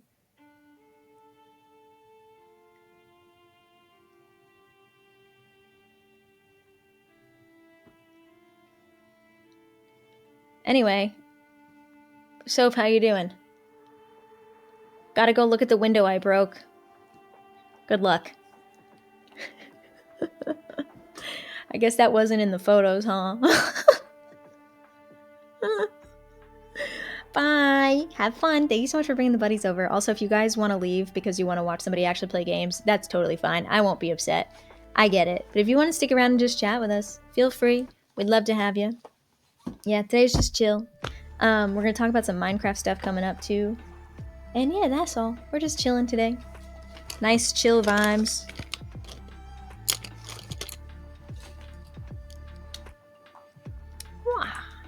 What were we just talking about before Sophie came in?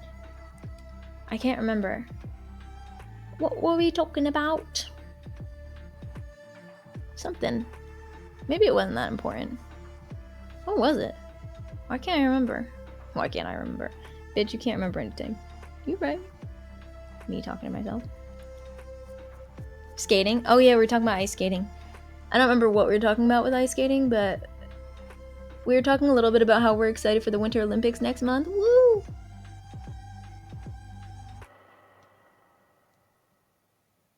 Mascara too. Your cam quality is amazing. This is just my iPhone. Thank you though. It's just my iPhone. Proof that you can stream from anything, guys. I'm streaming off of a 7-year-old iMac and using my iPhone as a webcam.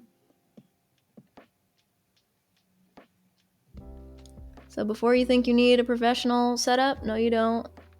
No you don't. I'm excited for the ice skating. Me too. That's next month. Yeah. The Olympics. They're usually in February unless they push them back, but I can't imagine they would. Who knows though? I'm out of the loop this year with what skaters are going to be in the Olympics. I'm usually pretty in the loop with what skaters are going to be in the Olympics, but this year I have no idea. I have not been keeping up with figure skating stuff whatsoever this season.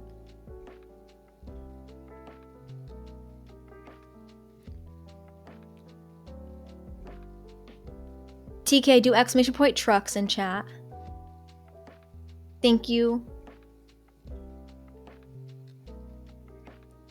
There we go. That's fine, I guess. I don't know. Whatever.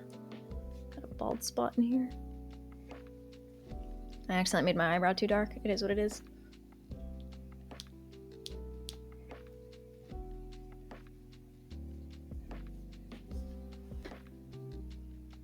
How's Louis? I'm gonna bring Louis out soon because actually today is my 2-year anniversary of getting Louis. Today's Louis' gotcha day. So it's basically like Louis' birthday.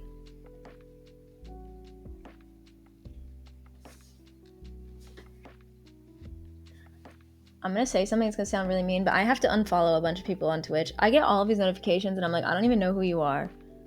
And I'm like, you're live? I don't even know who you are. How did I end up here? It's like on the hour, every hour, I get so many notifications that people are live and I'm like, I've never watched your stream once. How did this happen?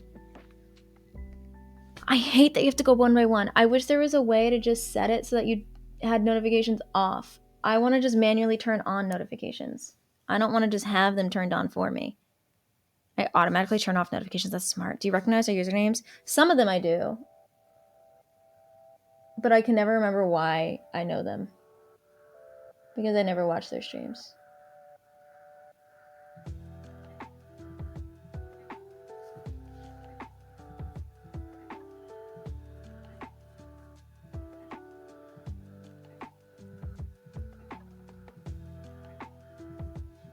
And I don't mean it in a mean way. It's just more of like I only watch a handful of people on Twitch. So it's like, I kind of don't want to be following a bunch of people that I don't know. Because then I get all these notifications and I'm like, oh God, I don't know you. It's like, Patrick, who are you people? That's how I feel.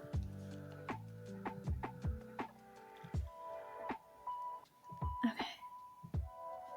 Sorry, I always have to do that to see if like the middles are even. That's how I figure it out. I have to like scrunchify my eyebrows. And then I gotta really brush the bottom so they get a little more blendy.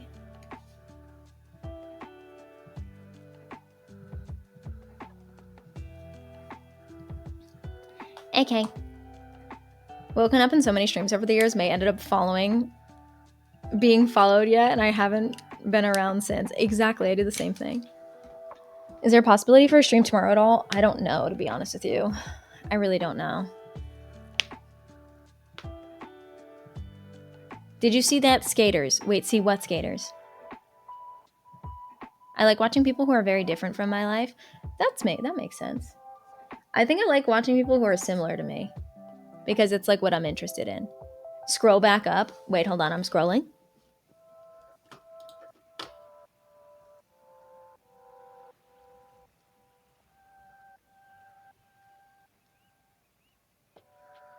Oh, Amber Glenn?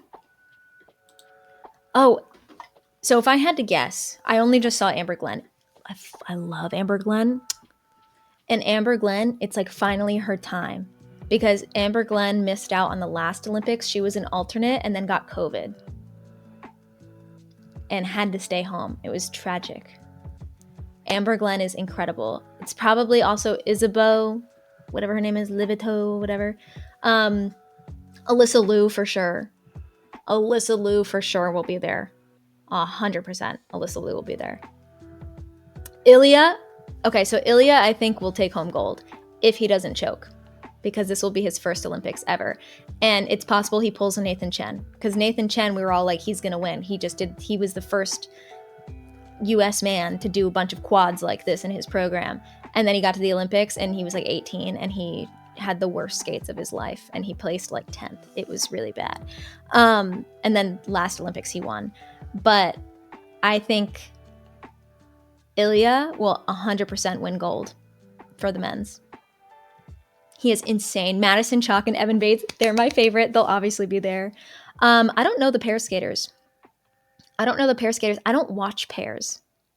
That's why. I don't watch pairs. The only pair team that I used to watch was, what's their names? The husband and wife. And now they don't skate together anymore because he retired. Chris and Alexa Knierim.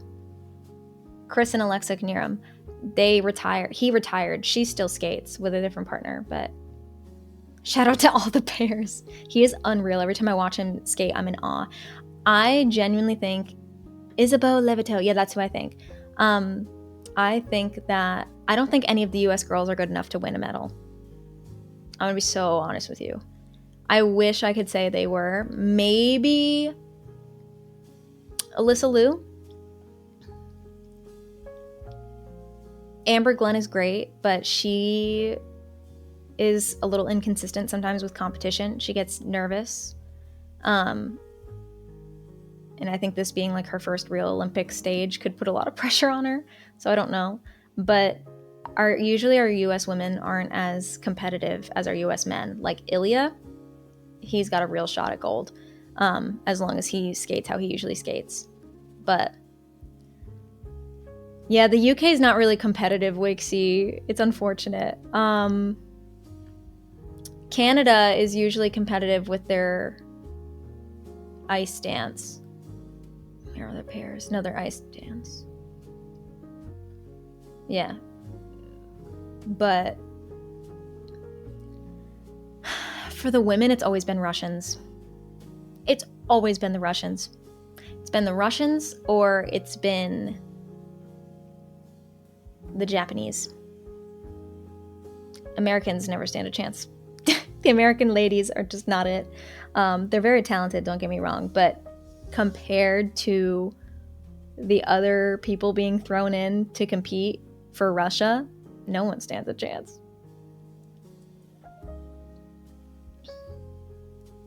We'll leave the curling to them. Real. I'm trying to think of who I'm gonna look it up. Are your eyes blue or gray? I think they're gray, but I would say my eyes are more gray than they are blue. Are the Russian skaters under a stateless team? Usually. In my honest opinion, I think they should be banned altogether. And I feel like that's a hot take, but like, I think if you are living in Russia, you're a Russian citizen, I think you should 100% be banned from competition.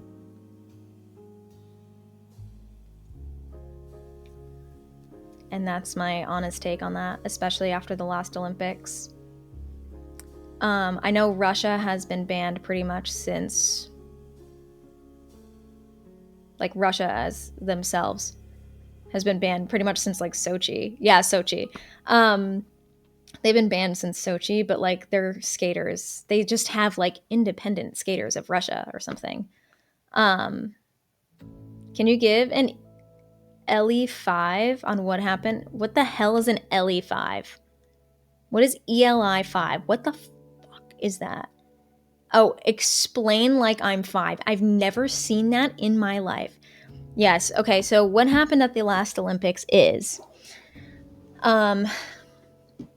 most of you know there's two things that happened. One is a world event and the other is a sports event. The Olympics take place. Russia is banned from the Olympics, obviously, but they say we will allow your skaters to compete under independent state of Russia, independent skaters of Russia. So that way we don't punish the skaters for the country's involvement in cheating in Sochi. Okay. And then the day of the opening ceremony, I want to say, Russia invaded Ukraine.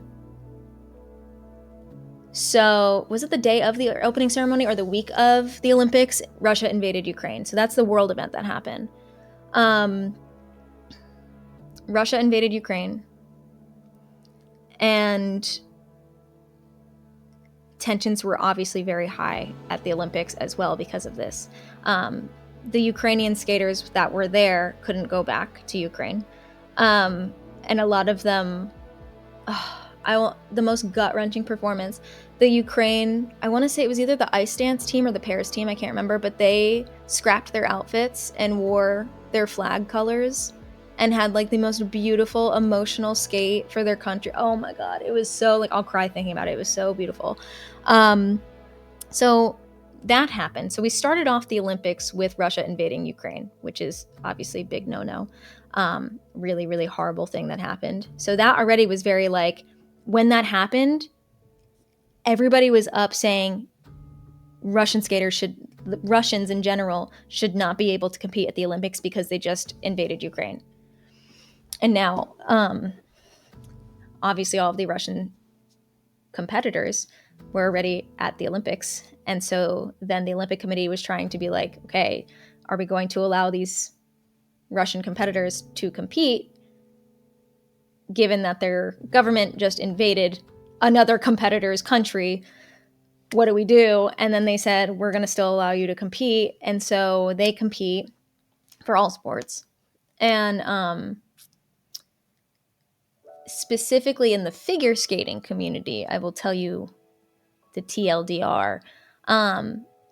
We had 3 projected winners for the ladies event for figure skating, and all of them were Russian ladies, all of them under 18. So like 15 years old, 17 years old, 17 years old. Like the youngest skater was 15, and she was projected to win gold at the Olympics. Do you get cold on the rink? Yes, it's freezing in the rinks. It depends on the rink, actually. Some rinks are really warm, and I don't like skating in a warm rink. If you're moving, I can get really hot and skate in a tank top. But if I'm like standing there coaching, I get really cold, depending on the ice rink.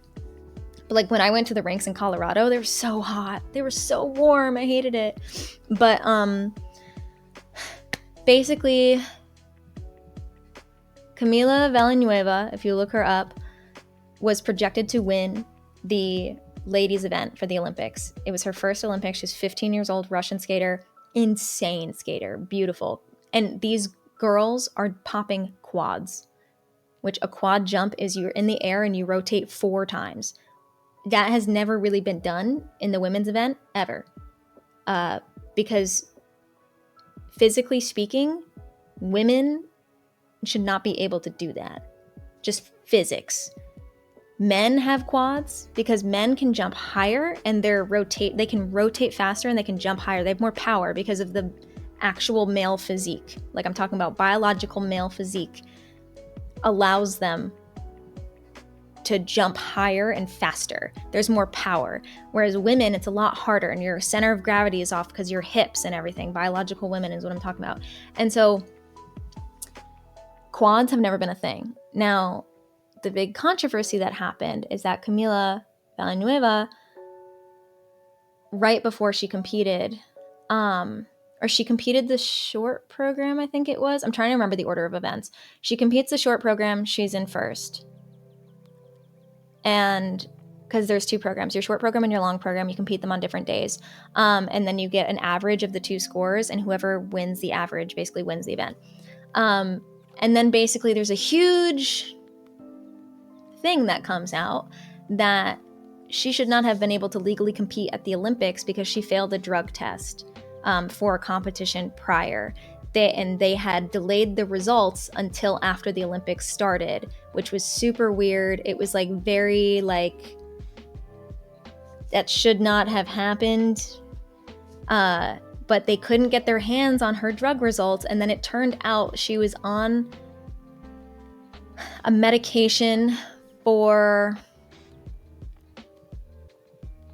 a heart issue, I believe it was, which could be used as a performance-enhancing drug. And it's illegal if you don't have a condition to use it. It's an illegal drug for competition. And they found it in her system, basically saying that this skater is using a performance-enhancing drug and should be barred from competition. So then this all happened. And remember, there's also a figure skating team event, okay? A figure skating team event, and then there's also all the individuals. The team event happened, and Russia won, I believe. And then we found out about her drug test. And they halted the award ceremony. She was 15. So, they halted the award ceremony and said, nobody's winning anything right now because we don't know what the heck, like we don't know if you cheated. So nobody's getting their medals. There was no medal ceremony actually at all for the team event because she competed in it. There was no medal ceremony. In fact, Team USA only got their medals like a year and a half ago for that event, finally, the Olympic medals, because of this whole thing that happened with the drug tests. So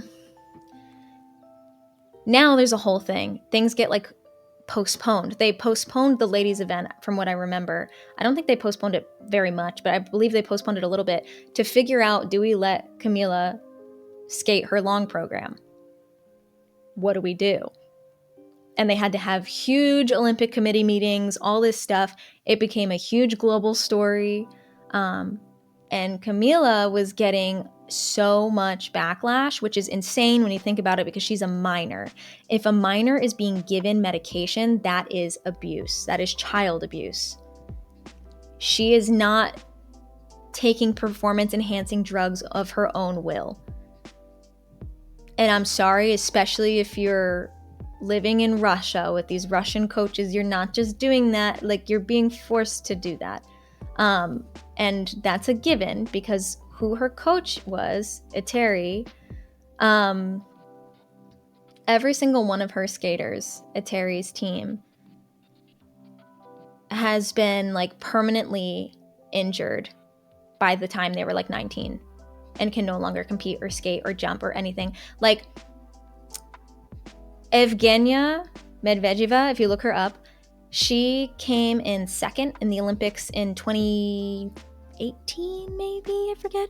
Beautiful Russian skater, also coached under Eteri, ended up with such insane permanent injuries from their coaching methods that she can no longer rotate left. She can't rotate to the left anymore. So when she won silver at the Olympics, she had to retire at the age of like 17 or 18, which is just insane. Because you should be able to still skate at the age of like 22, 23, you know?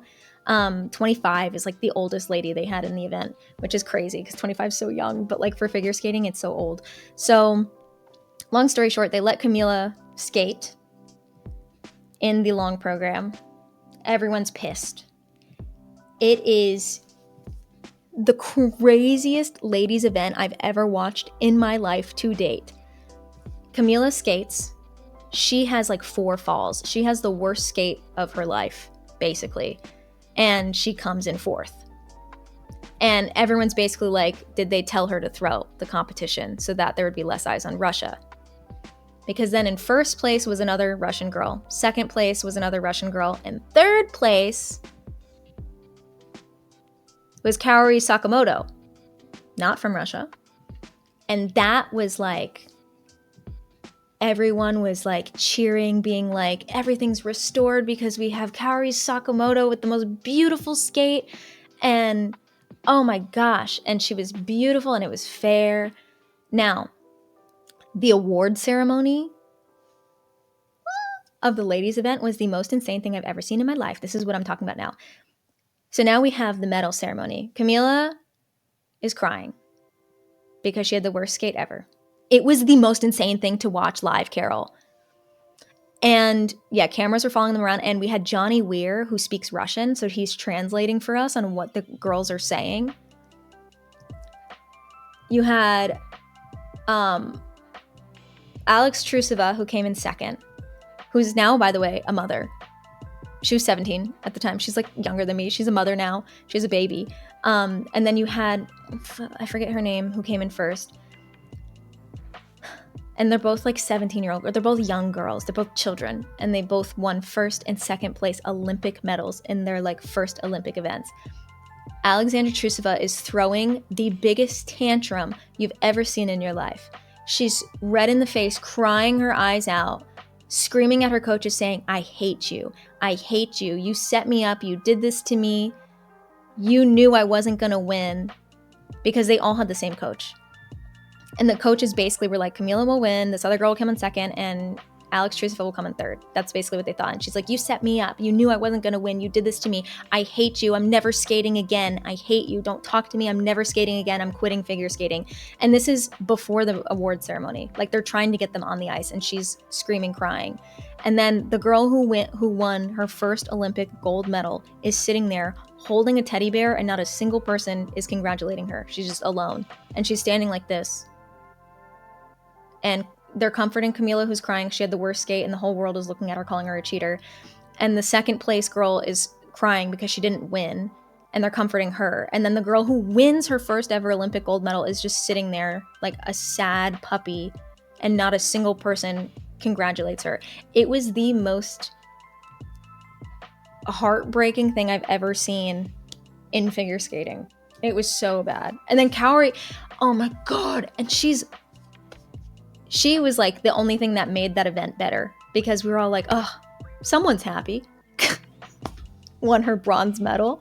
But it's also one of those things where it's like, it's a bittersweet moment. She won her bronze medal, but she's like, did I win because I deserved it and because I'm bronze medalist? Or did I win because this Russian skater threw the competition and she was cheating? So why is this medal something actually, or did they just give it to me because they didn't want too many eyes on Russia? So it was like the last Olympics were a mess. They were such a mess. It was like the worst thing. Weren't they not letting minors participate for a while? So when that happened, US figure skating started making changes, which I'm so happy about. Or I say US figure skating, but the Olympic Committee, basically. They're slowly aging people out. So they can't just make the change now, because you have some kids that have been training for the Olympics for the last like 4 years that are all of a sudden going to be told that they can't go. So they're basically phasing it out where every year the age gets higher. Like if it's 14 cutoff, now it's 15, then it'll be 16, then it'll be 17, and then it'll only be 18 and older. And they're doing it that way so that something like this doesn't happen again, because it was so bad. No idea figure skating had this much story and drama. Have you guys heard about a name called Tanya Harding and another person called Nancy Kerrigan? That is a crazy story. Nancy Kerrigan and Tanya Harding. And that is like, what, in the 80s or something? It's been around. The Olympics have felt like the sports we keep seeing these days, where parents live through the kids and ruin it for everyone. The coaches are like that.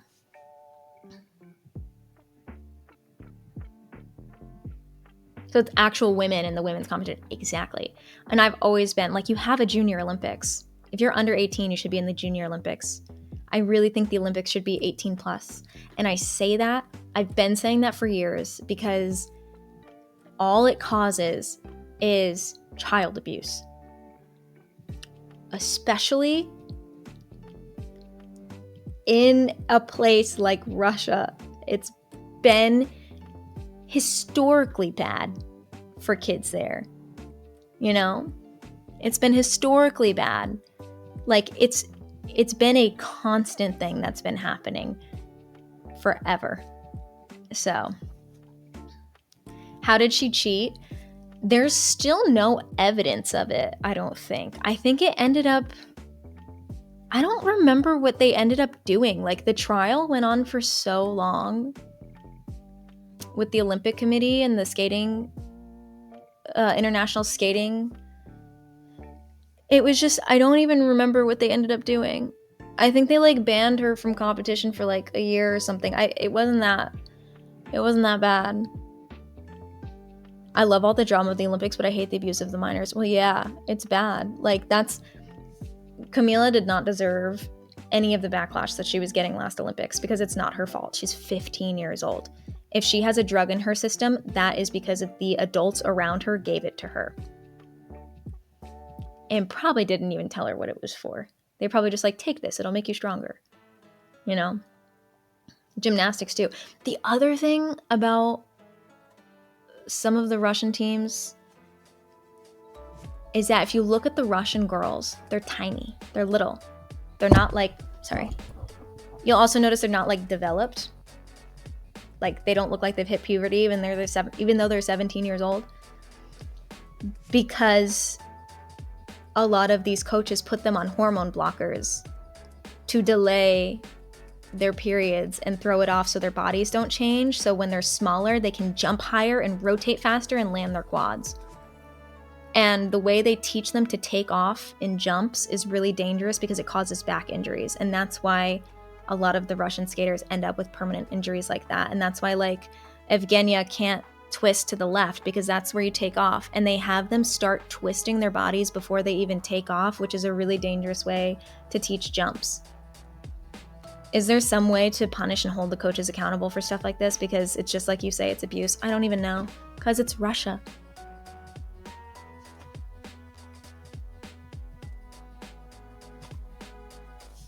Like, in the US, sure, you have safe sport. You just report a coach and they're done. Like, there's a coach that I actually worked with. Oh my God, John Coughlin. I worked with him. I knew him, and he did clinics with girls like me. And one day I'm driving in the car. Where was I even going? I was going to Lake Placid. And I had a friend in the backseat, and she goes, "Oh my gosh, John Coughlin just passed away." And I was like, "What? He's so young."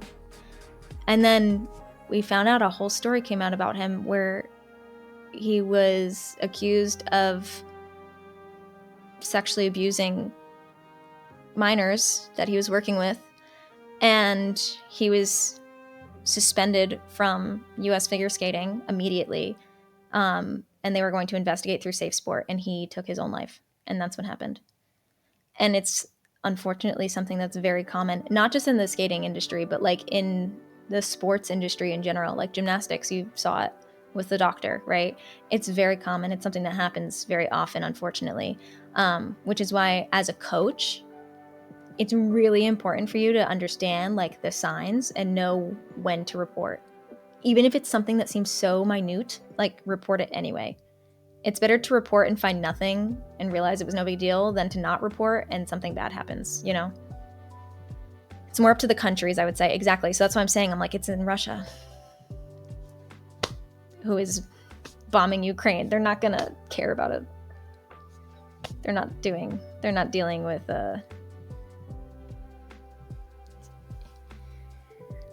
with ethical coaching methods, you know, like that's not probably their priority. So Safe Sport has holes. The GM of Team USA's men hockey, also GM of the Wild, isn't Safe Sport certified.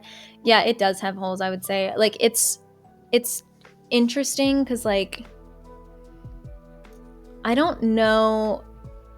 It's up to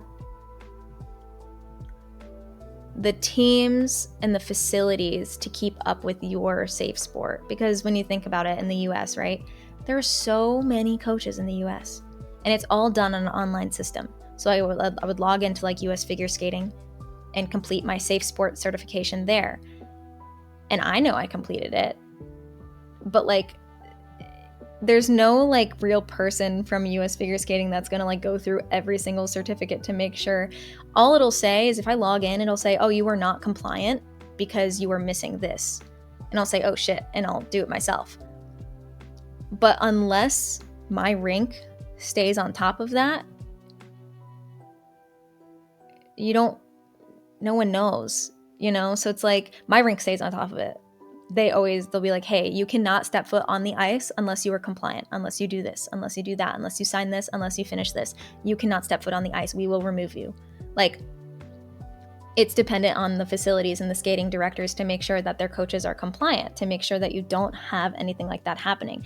Unfortunately, though, like, you don't have facilities that all do that, especially if you're in like a small town, maybe that doesn't have a lot of action going on. Maybe they're not keeping up with like the compliancies and things, you know?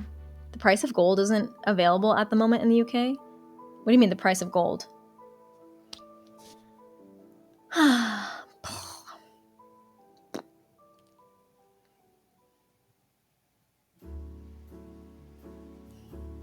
Forgot about my water. I asked if you knew any Tanya Harding docus. Oh, price of gold. Okay. I thought you meant the actual monetary price of a block of gold. Not like the movie. I could tell you what not to watch. Don't watch I, Tanya. Unless you want something very biased. Then watch I, Tanya. But I am such like a I, Tanya was like, yeah, as a film, like as a fictional piece of work, it was a great film. It's a fictional piece of work. It was a great film. definitely made you feel bad for Tanya Harding and made you think she didn't do something that she absolutely did. So it was like the equivalent of watching like the Chris Brown documentary where he's like, yeah, like I hit her, but she hit me first. And he like tries to make you feel bad for him for like being an abuser. And you're like, what is this documentary that I'm watching? Hold on a second. This is biased. She was awful. Yeah, Tanya Harding. And listen, you can have empathy for somebody's situation, but still acknowledge the fact that what they did was terrible. Like, you can be a victim, but also become the abuser. And that's what people tend to forget. They'll be like, but she was a victim too. And I'm like, yeah, but then she also made somebody else a victim. So, like, what are you saying? That's not an excuse. Like, you can have empathy for her situations for sure, but she still did what she did. If you watch her in interviews and see she is evil. Nancy Kerrigan's kind of weird too, though. They're both a little odd. In my OG question, I did mention how you didn't rate I, Tonya factually. Yeah, like, I, Tonya as a piece of media is entertaining. But in terms of what Tanya Harding actually did, I wouldn't watch it to learn about what happened with Tanya Harding and Nancy Kerrigan, because you're going to get something that's not accurate. It's creative historical fiction that she definitely had a say in writing, I'm sure. Yeah, she definitely, she was like, yeah, I had nothing to do with that. Like, my boyfriend acted on his own. He didn't tell me anything. And everyone was like, she literally, like, planned it. But the movie's like, I had no idea. I'm still convinced he didn't do it. Like, I didn't know. I would never wish that on anyone. And I'm like, girl, be so for real. You knocked her kneecaps, all right? You knocked her. If you guys don't know what happened with Tanya Harding and Nancy Kerrigan, two figure skaters, constantly in competition with each other. Was it at an Olympic event or a Worlds event? I don't even remember what event it was at, but they're at a big competition. And Nancy Kerrigan, they have like a practice. Nancy Kerrigan gets off the ice. She walks down the hallway and she starts screaming. And all of a sudden she's on the floor. She's bleeding. And she's going, why me? Why me? Why me? Like over and over again, screaming and crying. And somebody had attacked her in the hallway. It was U.S. Nationals. I knew it was a big competition, so I was like, what was it? A man approached her and hit her in the kneecaps with a crowbar. Yeah, she was beat with a crowbar. Shattered her knees, basically, with a crowbar after their practice before Nationals. And it was Tanya Harding's boyfriend. And Tanya Harding was the other competitor. So Tanya Harding basically set it up so that, haven't heard their names in years, it's been a while. Tanya Harding basically set it up to shatter Nancy Kerrigan's knees so that she couldn't compete, so that Tanya could win. That's when my mom stopped watching skating. That was like the biggest like dramatic thing that's ever happened in US figure skating, I would say. I found this story on YouTube video and all the comments were defending Tanya. I was so confused. It's because of the movie. I bet you if you look at the comments, all of those comments are from when the movie came out and prior. And after. Wait, prior is before, right? Anything before the movie came out would probably be negative. The way your hair is sitting right now looks like you cut your hair. I know, right? When I do this, it looks like I have a bob. Oh, the video is from 2019. Well, so then that makes sense because I, Tonya came out around then, right? When did I, Tonya come out? I feel like I, Tonya came out in like 2018 or something.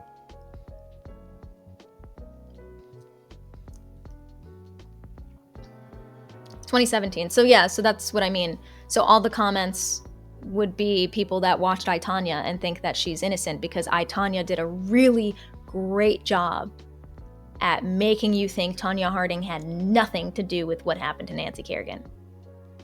She was never going to win. She just wasn't that good. My biggest pet peeve about the I, Tonya movie, though, is that the skating skills were atrocious. I don't know who they had on the ice, but they couldn't even do a crossover. I was like, this is the worst skating skills. Lost, thank you so much for the 6 months, dude. Or the 4 months. Thank you, thank you. My alerts are broken until I get my PC back, which will be tomorrow, hopefully. I love how my task says play Fortnite. Hell yeah, dude. Yep. What's on your to-do list today? Well, I'm so glad you asked. I didn't make it yet. Oops. I've been live for 2.5 hours. I've just been yapping. I'm just so, like, I'm tired today. I didn't sleep well. I'm tired. I got a coach, and it's gonna be cold. I know, I haven't even mentioned the Minecraft news, and I don't even feel like doing it anymore. Because I also thought about it again, and I'm like, I can't film it in here. What am I doing? So I have to wait till my PC is back tomorrow. So I'll film it tomorrow and then edit it tomorrow, I guess. I played Fortnite with the streamer today. Slay. Interact with chat. Check. B-Wong, how you doing? Is there evidence that Tanya was behind it and knew about it beforehand? Genuine? Well, her boyfriend did it. So, in terms of evidence, let me see. There was something. Hold on.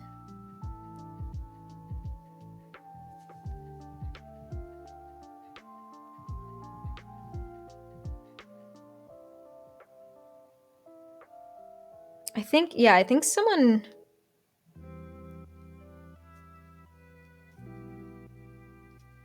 I think someone had, like, there was like a phone call transcript or something. There was something. Hold on. I'm trying to figure out what it was.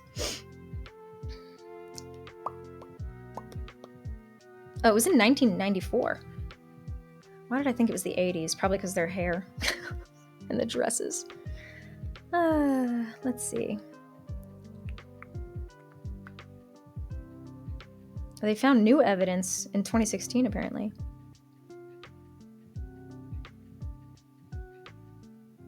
The assailant was a man who had been hired by the ex-husband and bodyguard of Tanya Harding.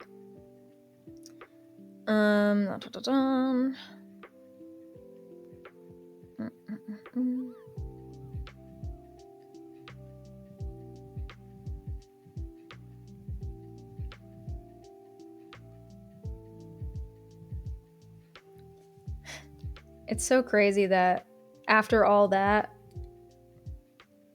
Tanya Harding placed 8th, which is crazy.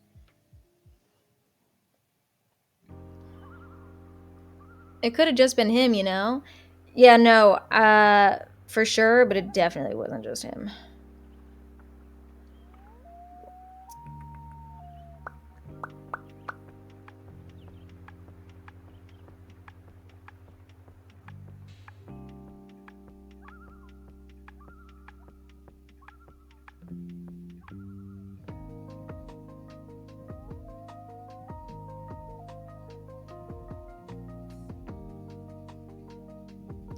So, the people that attacked Nancy Kerrigan, so her boyfriend and her bodyguard, said that Tanya Harding knew about it and was involved in organizing it. They both claimed that Harding was involved and had knowledge of it beforehand, which she denied, of course, but then accepted a plea agreement admitting to helping cover up the attack after the fact. Later, both a grand jury and disciplinary panel from USFSA found further evidence of Harding's involvement during the planning and execution phases. Harding has always denied involvement, was not convicted of a crime in connection with this incident. The attack was intended to prevent Kerrigan from taking part in the 1994 championships and also like to qualify for the Olympics. Yeah, she did plea. She took a plea deal, which you wouldn't take a plea deal if you're 100% innocent, you know? So she took a plea deal, and the guys who attacked Nancy Kerrigan were like, yeah, she knew about it for sure. And she helped us organize it. And then they found evidence that she helped organize it and cover it up, basically. I wanted to make sure I found like actual court stuff to explain what it was before I talked more on it. So that way, like, I'm not just being like, yeah, trust me, bro. Because that's like also crazy to be like, yeah, trust me, bro.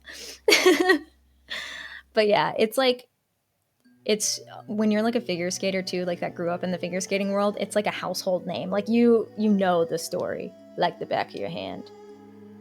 The back of your hand. Is she still alive? Yeah. They're both still alive. Tanya Harding had the craziest career history, though. She ended up becoming a boxer. Or was that Nancy Kerrigan? Wait. One of them became a boxer. I'm pretty sure it was Tanya Harding. Source, trust me, bro. Did you enjoy it? Did I enjoy what? Yeah, the story is insane. It's so weird. My ex-brother-in-law would contest that theory of yours. That's nuts. It's not a theory. It's not a theory. Read the court transcripts. That's the thing. Is that it's not even a theory. There's evidence. Like, that's nuts. Figure skating. Of course. Yeah, figure skating's like my passion in life. Any update on the PC? Tomorrow. Tomorrow, I get it. They emailed or they messaged me. Tanya was a celebrity boxer to make money because she was broke. That makes sense. Skating to boxing is crazy. Yeah, that's like, doesn't make sense. What some people will do in the name of competition is so scary. Yeah. Yeah. Any performance type of sport is extra scary in terms of what people do behind the scenes. Like, I'm talking about like figure skating, gymnastics, dance, stuff like that. Like people will really go above and beyond to like make sure somebody can never like walk again. Like, it's crazy. I was talking about pleading if you're innocent. He pled out even though there was no concrete evidence linking him to it. Oh, well, was he guilty though? Do you have any ice skating films, TV shows you do enjoy? Very few, because none of them are really good. However, Spinning Out is a great show. There's only one season and it got canceled after season 1 for some fucking reason. But it's on Netflix. I don't know if it's still on Netflix, but it was on Netflix. And it's so good. It's one season and it ends on a cliffhanger, just letting you know, and you're never gonna know what happens because the show got canceled. But it's an incredible skating show, and the skating skills are pretty good. Johnny Weir is also in it, and I love Johnny Weir. He's one of my favorite skaters. And it is so realistic and very dramatic. It has Effie. I forgot about that. I miss ballet because of this conversation. This makes you miss ballet. Ballet and dance is so, like, arguably more scary to me than like figure skating behind the scenes. Like, ballerinas scare me. Sorry if you're a ballerina, but you scare me. Like, prima ballerina, you scare me. You guys you're vicious, and I'm afraid of you. Being in a room full of mirrors right now is my worst nightmare. Johnny's the best. I love his Olympic stuff, basically anything he's in. I love Johnny Weir. He's lovely. I skated on the same ice surface as him once when I was a child. It was just me and him, and no one else was on the ice. It was because I had off school that day, and I was practicing my moves in the field, and Johnny Weir had just gotten back from the Olympics. Or from something. Was it the Olympics? I think it was the Olympics at the time. And he was practicing. And I was just hugging the wall. I was too scared to even practice my moves. I was hugging the wall. I was like, oh my God. Like popping triples in the middle of the ice. And I'm like, I was tiny. I was like 10. Zero Chill. That title alone makes me think it might not be great. Apparently, Heated Rivalry is really good. I need to watch it. It's a hockey one. Got a few of them I follow on TikTok. One did Nutcracker performance in training is wild. It's so scary to me. Him not doing it since I was with him at one time. They claimed he did part of it, but point being, he pled guilty 3 different times to charges when the prosecution had nothing. That's very odd. That's very unusual. I guess his legal counsel told him to do that.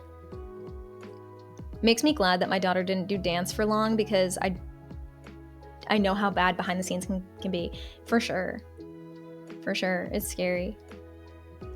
I think if you have a child in that sport, it's your job to make sure that they are like good, like okay, mentally. I saw a gay skater was praising it. Felt like it reflects parts of his life. I love that. Shocked you haven't watched Heated Rivalry yet? I haven't. I'm finishing Stranger Things first. I think Tanya did it, but on the plea deal convo, there's a lot of evidence the poor minority communities do take plea deals when innocent because the pressure and fear worse outcomes with going to court. Love Color Guard. I did marching band and our Color Guard girls were so nice. Have you already talked about the Minecraft news? No. I'm so tired, dude. Like, I don't know, dude. My ballet studio was very relaxed. And it's to the point where they only teach for the passion. That's how it should be, honestly. I think when it becomes anything like unhealthy, dangerous, that's scary. You'll either love the ending or be angry and enraged about the ending of Stranger Things. I'm on the second to last episode. I have 6 minutes left to the second to last episode, I think. Either that or I'm about to start the second to last episode. I'm not going to give any spoilers, but Will just did his speech in front of everybody. We have ballets and hi Connor, welcome in. Heading off now. Thanks for hanging today. I'm probably going to head off soon too. I'm really tired. And I want to have some, I've been really anxious today, and I want to have some decompression before I have to go coach. So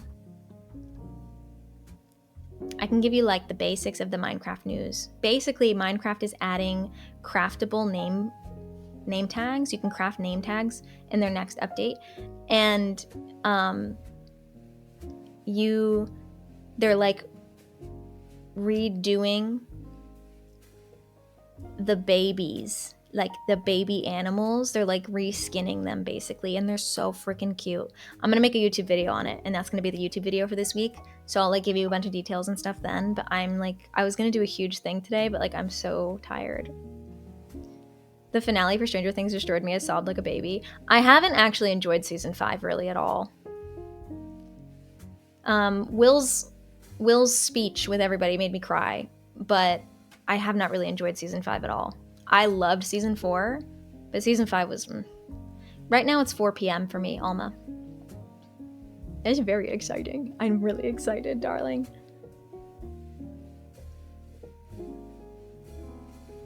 Yeah, I'm really excited. I think it'll be fun. I'm excited to have craftable name tags. Yes. Have some nice relaxing tea and just have some downtime. Yeah, I'm just so like... I'm tired.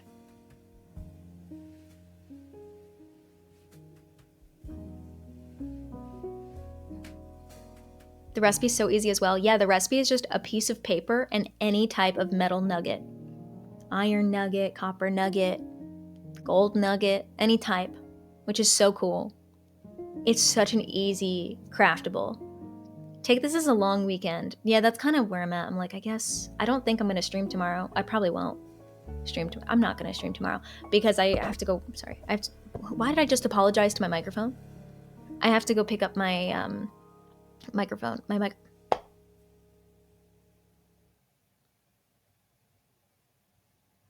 This is my case in point of how I got no sleep last night. I tossed and turned all night. I didn't have a wink of sleep. Probably altogether I got like 3 hours. This is my first Bobby Mac stream and it's been so good. Kira, I think it's crazy that you think this is a good stream. That's so sweet of you to say because I feel like I am giving you guys the worst stream today ever. I'm just like, I feel awful about it. I'm like, I have no energy. We're not even playing games.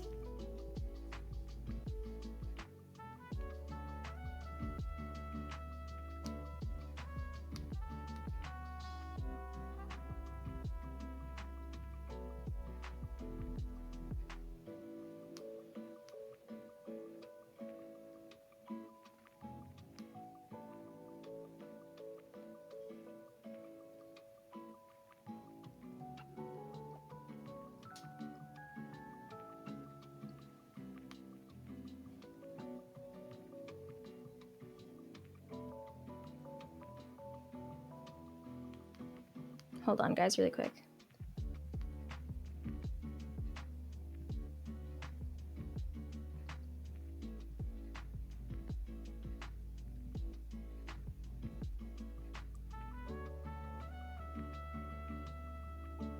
Okay.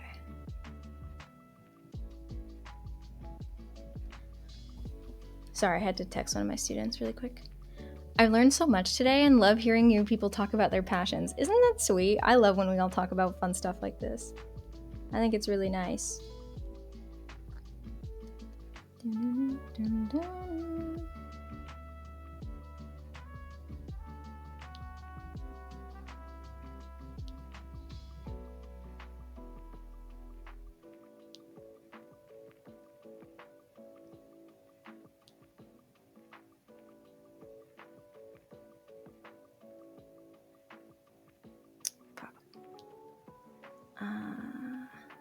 I don't know how to do this.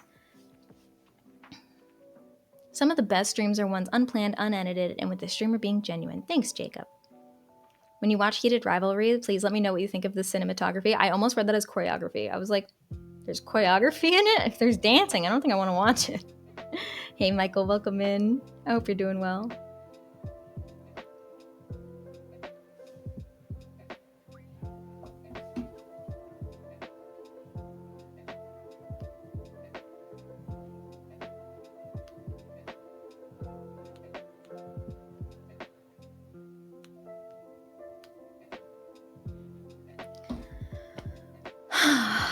Well, y'all, I'm exhausted. I feel like I just need to lay down, decompress. I will send you guys an update in the Discord tomorrow to let you know about, I guess, next week. I don't know. I should be getting my PC back tomorrow. They texted me today saying that it would be done tomorrow, and they're still working on repairs. So hopefully I will have an update for you guys tomorrow on that, and hopefully I'll be picking it up tomorrow early in the day, not late in the day. But it would be a shame if you got a fat nap. I know, right? But thank you guys for hanging out with me today. Oh, we're gonna hang out with Louie. Let me bring Louie out for a couple minutes first, and then we'll wrap up. But yeah, hop in the Discord, follow me on socials, all that good stuff. Let me grab my baby.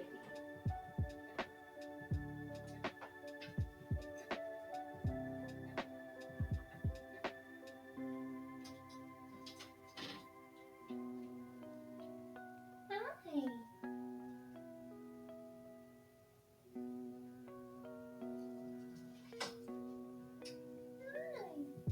Oh, where are you going?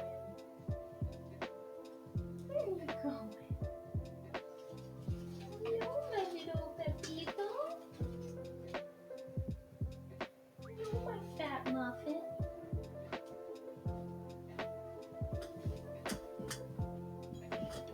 Everyone say, Happy Gotcha Day, Louie. Happy Gotcha Day, Louie. That's my baby boy. 2 years ago today, I got you. 2 years ago today, I got you. He's the prettiest boy. Technically girl, look how fat his damn tail is. You a girl, though. That's my baby boy. What would you like to say to the people? What would you like to say to the people? Oh, he mlemmed.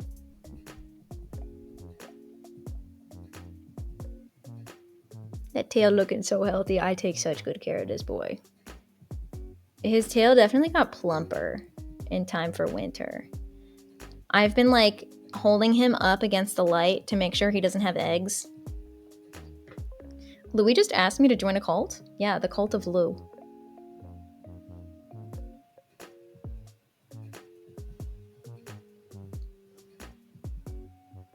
He's a very special boy.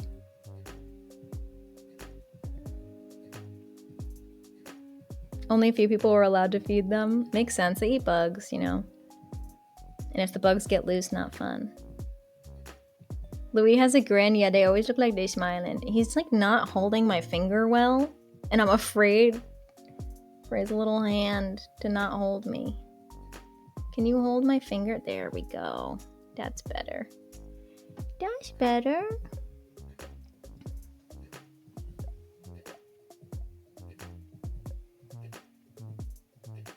Here's his grin.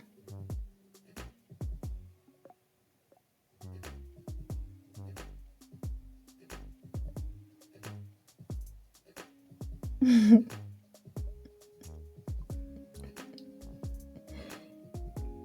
at him.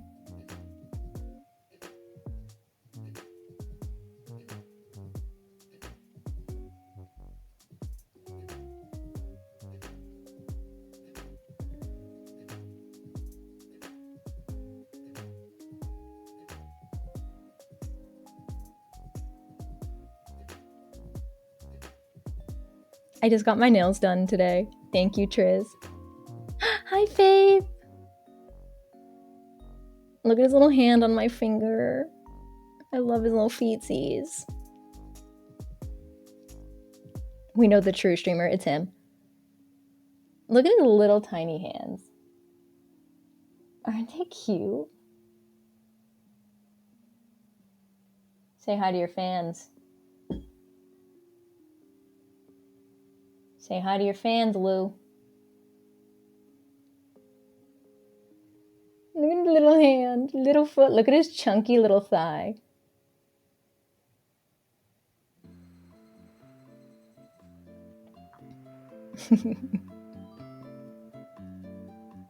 I think I get it.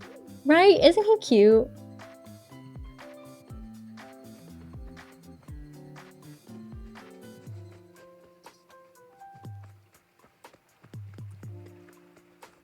I love him.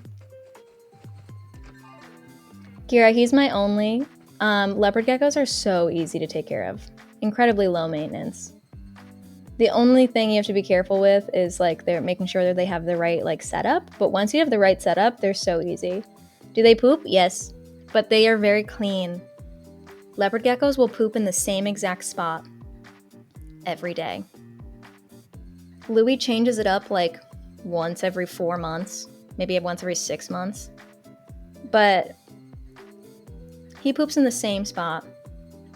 And their poop are like little pellets almost. And like, this is gonna sound like gross, but like they'll dry up really fast. So all you have to do is just like scrape them off and throw them away. Almost like when you're scooping poop out of a litter box, you know how it gets clumped in litter? It's like that. They don't smell at all.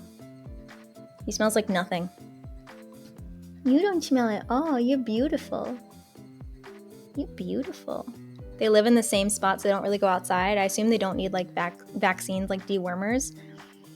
No, they don't really, no. They don't need any dewormers or anything like that. They're a very easy pet to take care of. I would argue I would probably take him to the vet annually just for like a checkup to make sure he's good. But even that you don't really need to do. I do that because it's my peace of mind, and I think that's the right thing to do. The best thing you can do is when you're going to take your gecko to the vet is to also bring a little of his poop with you. I know that sounds weird, but like if your gecko's ever acting up, like maybe they stop eating or their just behavior is changing, you'll know when their behavior changes. Bring their poop to the vet, and the vet will check the poop for parasites, because that's usually like what is the problem. It's usually that or an environmental factor, like it's too cold in the tank or they don't have the right substrate. But the biggest thing about these little guys is that they're very picky eaters.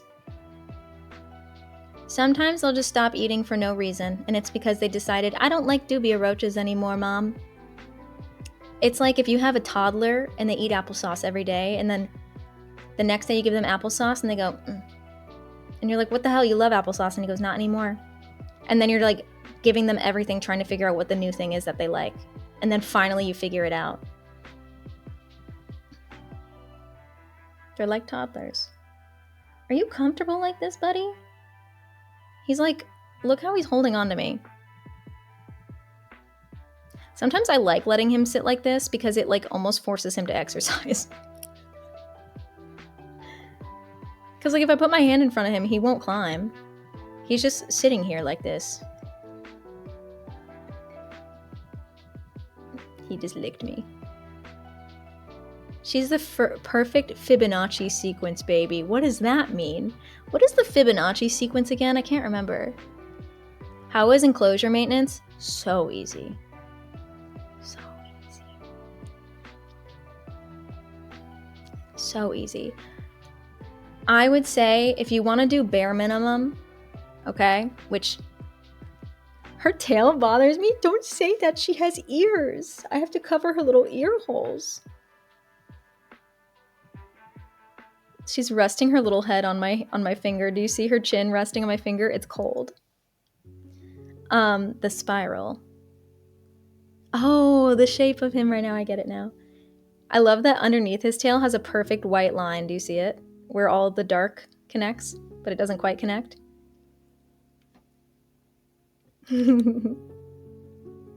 I fear her tail falling off randomly. It's rare. The only way she would drop her tail right now is if I yanked it, which is cruel. Like, that's cruel. And if she didn't want to be here right now, she wouldn't be. These little guys are fast. So, like, look, she's closing her eyes. She's like, look, see us, she's getting sleepy. If she didn't want to be here right now, she'd leave. She's getting sleepy. It's like she likes this. She's like, They also, yeah, their tails can fall off. It's a defense mechanism. So, fun fact, let me tell you about leopard geckos and their tails. Not all lizards do that, I don't think. But leopard geckos I know do. It depends on the type of lizard. That's a bond you have. So I'm gonna give you guys some fun facts. Hi, Miner Mom! Mwah! How you doing? It's so good to see you. Your hand is probably warm? It is. Look, see her eyes are closing? See, she's exactly where she wants to be. She's fine. Nobody can come in here and tell me that my little guy's not happy. Or that I shouldn't hold him like this. He went into this position and then started snoozing. When he doesn't want to be here, he starts scrambling. He'll start twitching and he'll start spinning his tail around if he wants to go back inside. That's when I know he wants to go back inside because he'll start getting really active, like climbing around, being like, okay, let me out. Gecko facts. Okay. So, first thing about leopard geckos is that they can get depressed if they're lonely. And not lonely like in their cage alone, but like from you. Like if you don't talk to them and you ignore them. Because they recognize your voices.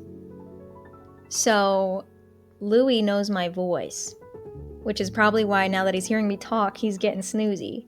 Look at his eyes closing. He knows my voice. So, when I come home, right, if I've been out all day, or if I'm away for a weekend and I come back, I'll go, Louis, and he'll pop his head out, and because he knows it's me, and he'll come out. Isn't that cute? They recognize voices. Yeah, you know my voice, baby. So that's a fun fact about them. So it's good to talk to them. The other thing is that if you have a gecko for the first time that has not been handled, they're gonna not like being handled, most likely. They'll get really skittish because your hand is like this big thing reaching into the tank. That's why it's also better to have, see how my tank opens up like this? It's not reaching down, it's reaching in. Because if you reach down, you can surprise them and it scares them and it feels like they're being taken by a predator, like a hawk, right? Whereas if you reach in front,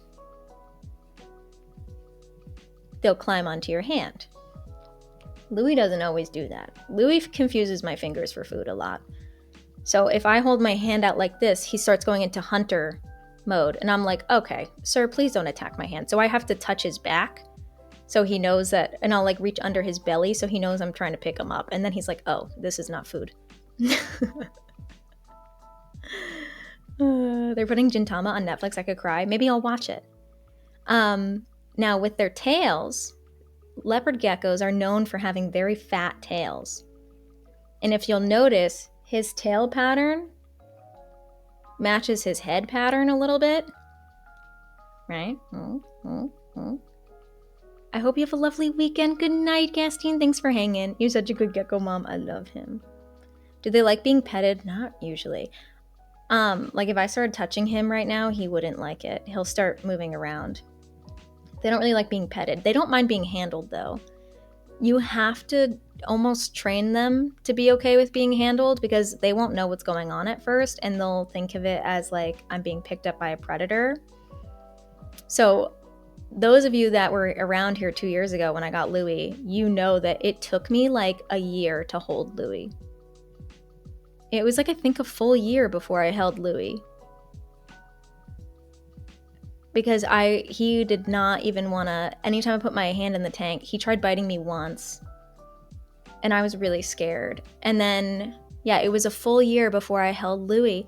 And what ended up happening, because I wasn't working with him on handling, because I was kind of scared because I wasn't used to handling him, and I was a new reptile mom, and I didn't want him to bite me, and I was afraid. And what ended up getting me used to handling him and what got him used to me handling him was when he stopped eating for 3 months last year. And I took him to the vet, and she said, you have to give him injections. And I'm like, Miss Vet Lady, him being here is the first time I ever held him. The first time I ever like picked him up, I held him for like 1 second to take a picture with him, and then he squirmed and I got nervous and I put him back down. The second time was to pick him up and put him in the container to bring him to the vet. It was so scary to me. Miss Vet Lady, listen. Yeah, and I had to give him baths. I had to give him little baths because we were worried about impaction at the time. We didn't know for sure. We didn't think he had impaction, but it was just to help warm him up, because we found out that like what I had going on wasn't enough heat for the winter, which is probably why he was going more dormant, more brumation. So I would give him warm baths and rub his belly in the bath. And so I had to get used to handling him, and it was a process. And now he's just so chill. Like, he'll fall asleep on me. Oh, but with the tail, they have a defense mechanism that allows them to detach their tail from their body. It is a harmful mechanism because they also detach the bones in their tail from their body. So they're literally detaching bones from their body. So when their tail does grow back, it will grow back, but it'll never look the same. It'll look really wonky because they grow back the tail, but they don't grow back the bones. And they only do this in extreme stress. Amanda, welcome in. Nice to meet you. Extreme stress. So, for instance, if you pick them up by their tail, they'll probably drop it. Now, if I picked up Louis by his tail, I mean, first of all, you should never do that, and I never would do that. But, like, he probably wouldn't drop his tail because he knows me, he knows my voice, he knows I'm not going to hurt him. We've, like, built, like, trust. Obviously, like, he wouldn't be sitting here so still if we didn't build trust with each other, right? So, but, yeah, that's his tail. His tail doesn't wrap, though. It's, like, fat and stiff, honestly. But leopard geckos kind of do this with their tail. They twitch their tail when they're hunting, kind of like a cat when a cat's about to pounce on something. Look at his eyes closed. That's my baby. I love him so much.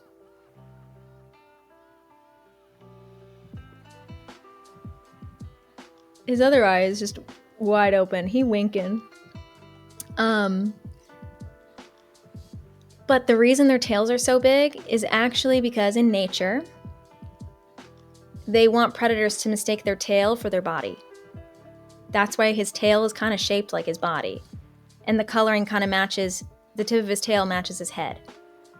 Do you see what I'm saying? It's kind of like how tigers, the back of their ears look like eyes. So it looks like it's a predatory thing.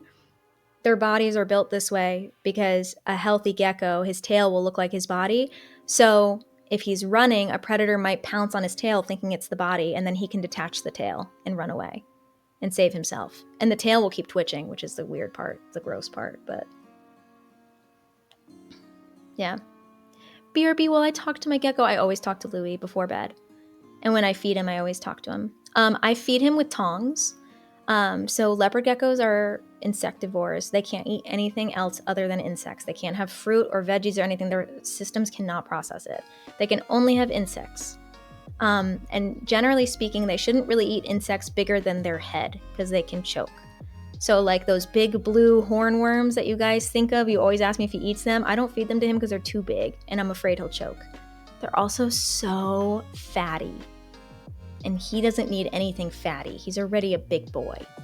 He's already overweight. The vet literally, when I brought him in and was like, he's not eating, she looked at him, looked at me and went, I'm not really worried about him not eating.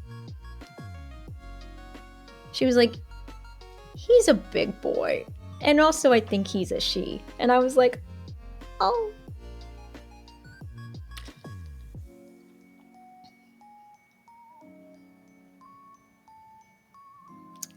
So for a girl, she's even fatter. She's really kind of overweight for a girl.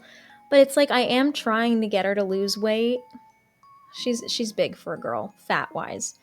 But the most important thing, if you notice they're a little chunky, as long as they can still move around really fast, that's good. And you check at their legs, their limbs. As long as they're not developing lumps in their limbs, which would be like calcium fatty deposits, that's not good. That's not good. That's also a sign too that you're giving them too much calcium. It can cause bone issues. So you can cause bone issues from too much calcium and too little calcium. If their bones are starting to deform, like if his leg looked like this, sorry, the task list kind of in the way, that means there's a lack of calcium. If he's getting big fatty deposits, there's too much calcium. Yes, I give her alive insects. He won't eat dead ones. I've tried like the preserved ones that are dead. He won't eat them. And you know what? I think it's not fair to feed them dead ones unless like your leopard gecko is very like particular and only eats dead ones, only likes dead ones. It takes away their need to hunt. It takes away their hunting. It's like you wouldn't not play with a cat because the cat needs that hunting, needs to get like the hunt play out of their system, right? Are you comfortable like this, bud? You want to move?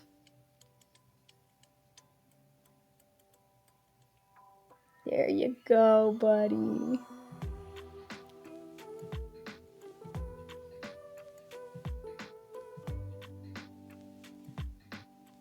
But he's doing so much better than he was last winter. Because remember how pale he was last winter? I made a lot of changes to his, ecosystem, basically. Environmental changes.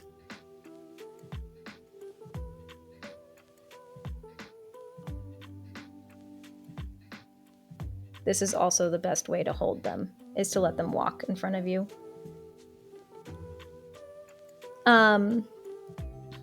Yeah, I give her water. For sure, she'll drink water. It's really cute when she drinks water. She usually doesn't drink in front of me, though.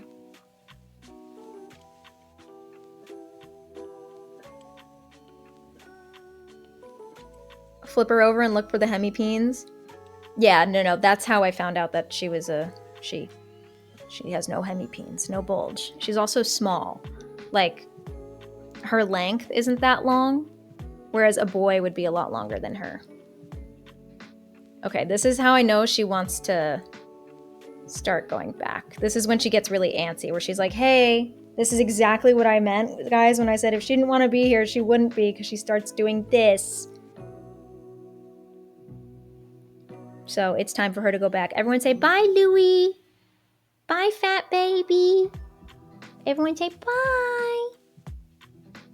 Bye. Don't try to nip me.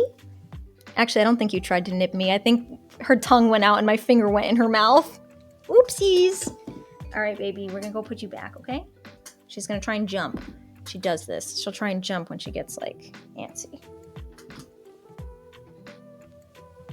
All right. Back in. Here you go. Back in your coconut.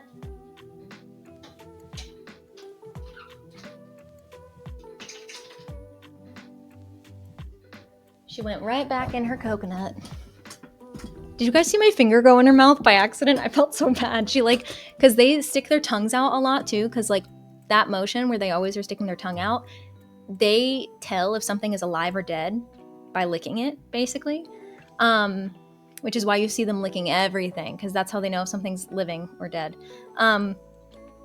But she stuck her tongue out and then my finger went in her mouth and she was like, I was like, sorry, because I was like trying to maneuver this and also like move her away from the camera Delicious. I love French dip. Yeah, but that's my, I just felt my watch buzz and now it's not turning on. Oh, it's doing this again. That's my little lesson on leopard geckos.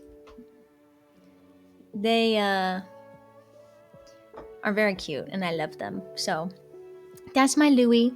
Louie's technically a girl. We found out last April. We had a gender reveal. They announced live action Flynn Rider and Rapunzel. Did they? I thought that wasn't real.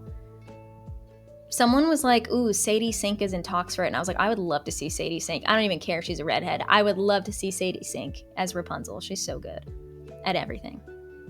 Tegan Croft and Milo Manheim. Cool. I don't know who those people are. Which is actually kind of nice. I like when it's actors I don't know.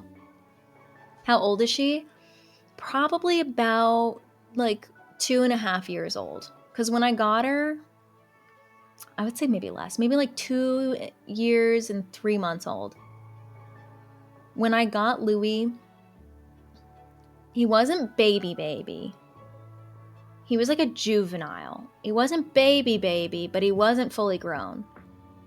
Usually they're like fully grown around 6 to 8 months. So I would think that I got him and he was probably like 4 months old. He wasn't baby yet. So, or maybe they're like a year for fully grown. I can't remember now. I forget. But I usually say he's about 2.5 years old. You look like if someone mixed Sadie Sink and Renee Rapp. I get Renee Rapp a lot. People say if Renee Rapp was a redhead. And I'm like, yeah, I get that a lot.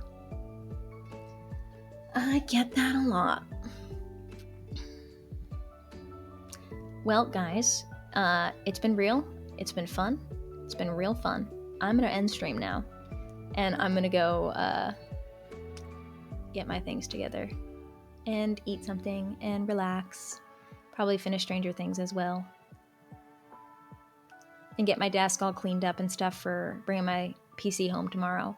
I'll update you guys in the Discord, like I said earlier. !temp Discord, !temp socials.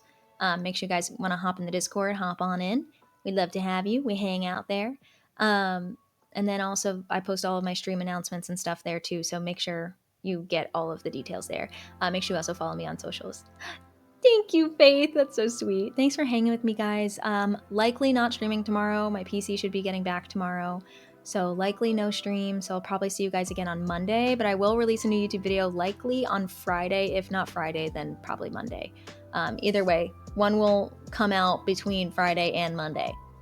It fully depends on what time I get my PC back tomorrow. Because if I get it back end of day, I'm not going to be able to do what I want to do. But if I get it back at like 12, then I can do what I want to do. So it's going to depend. But I love you guys. Thanks for hanging. We're not going to raid out because you know the deal. But I'll see you guys again on Monday. And I love you. And I see ya. And I hope you have... Whoa.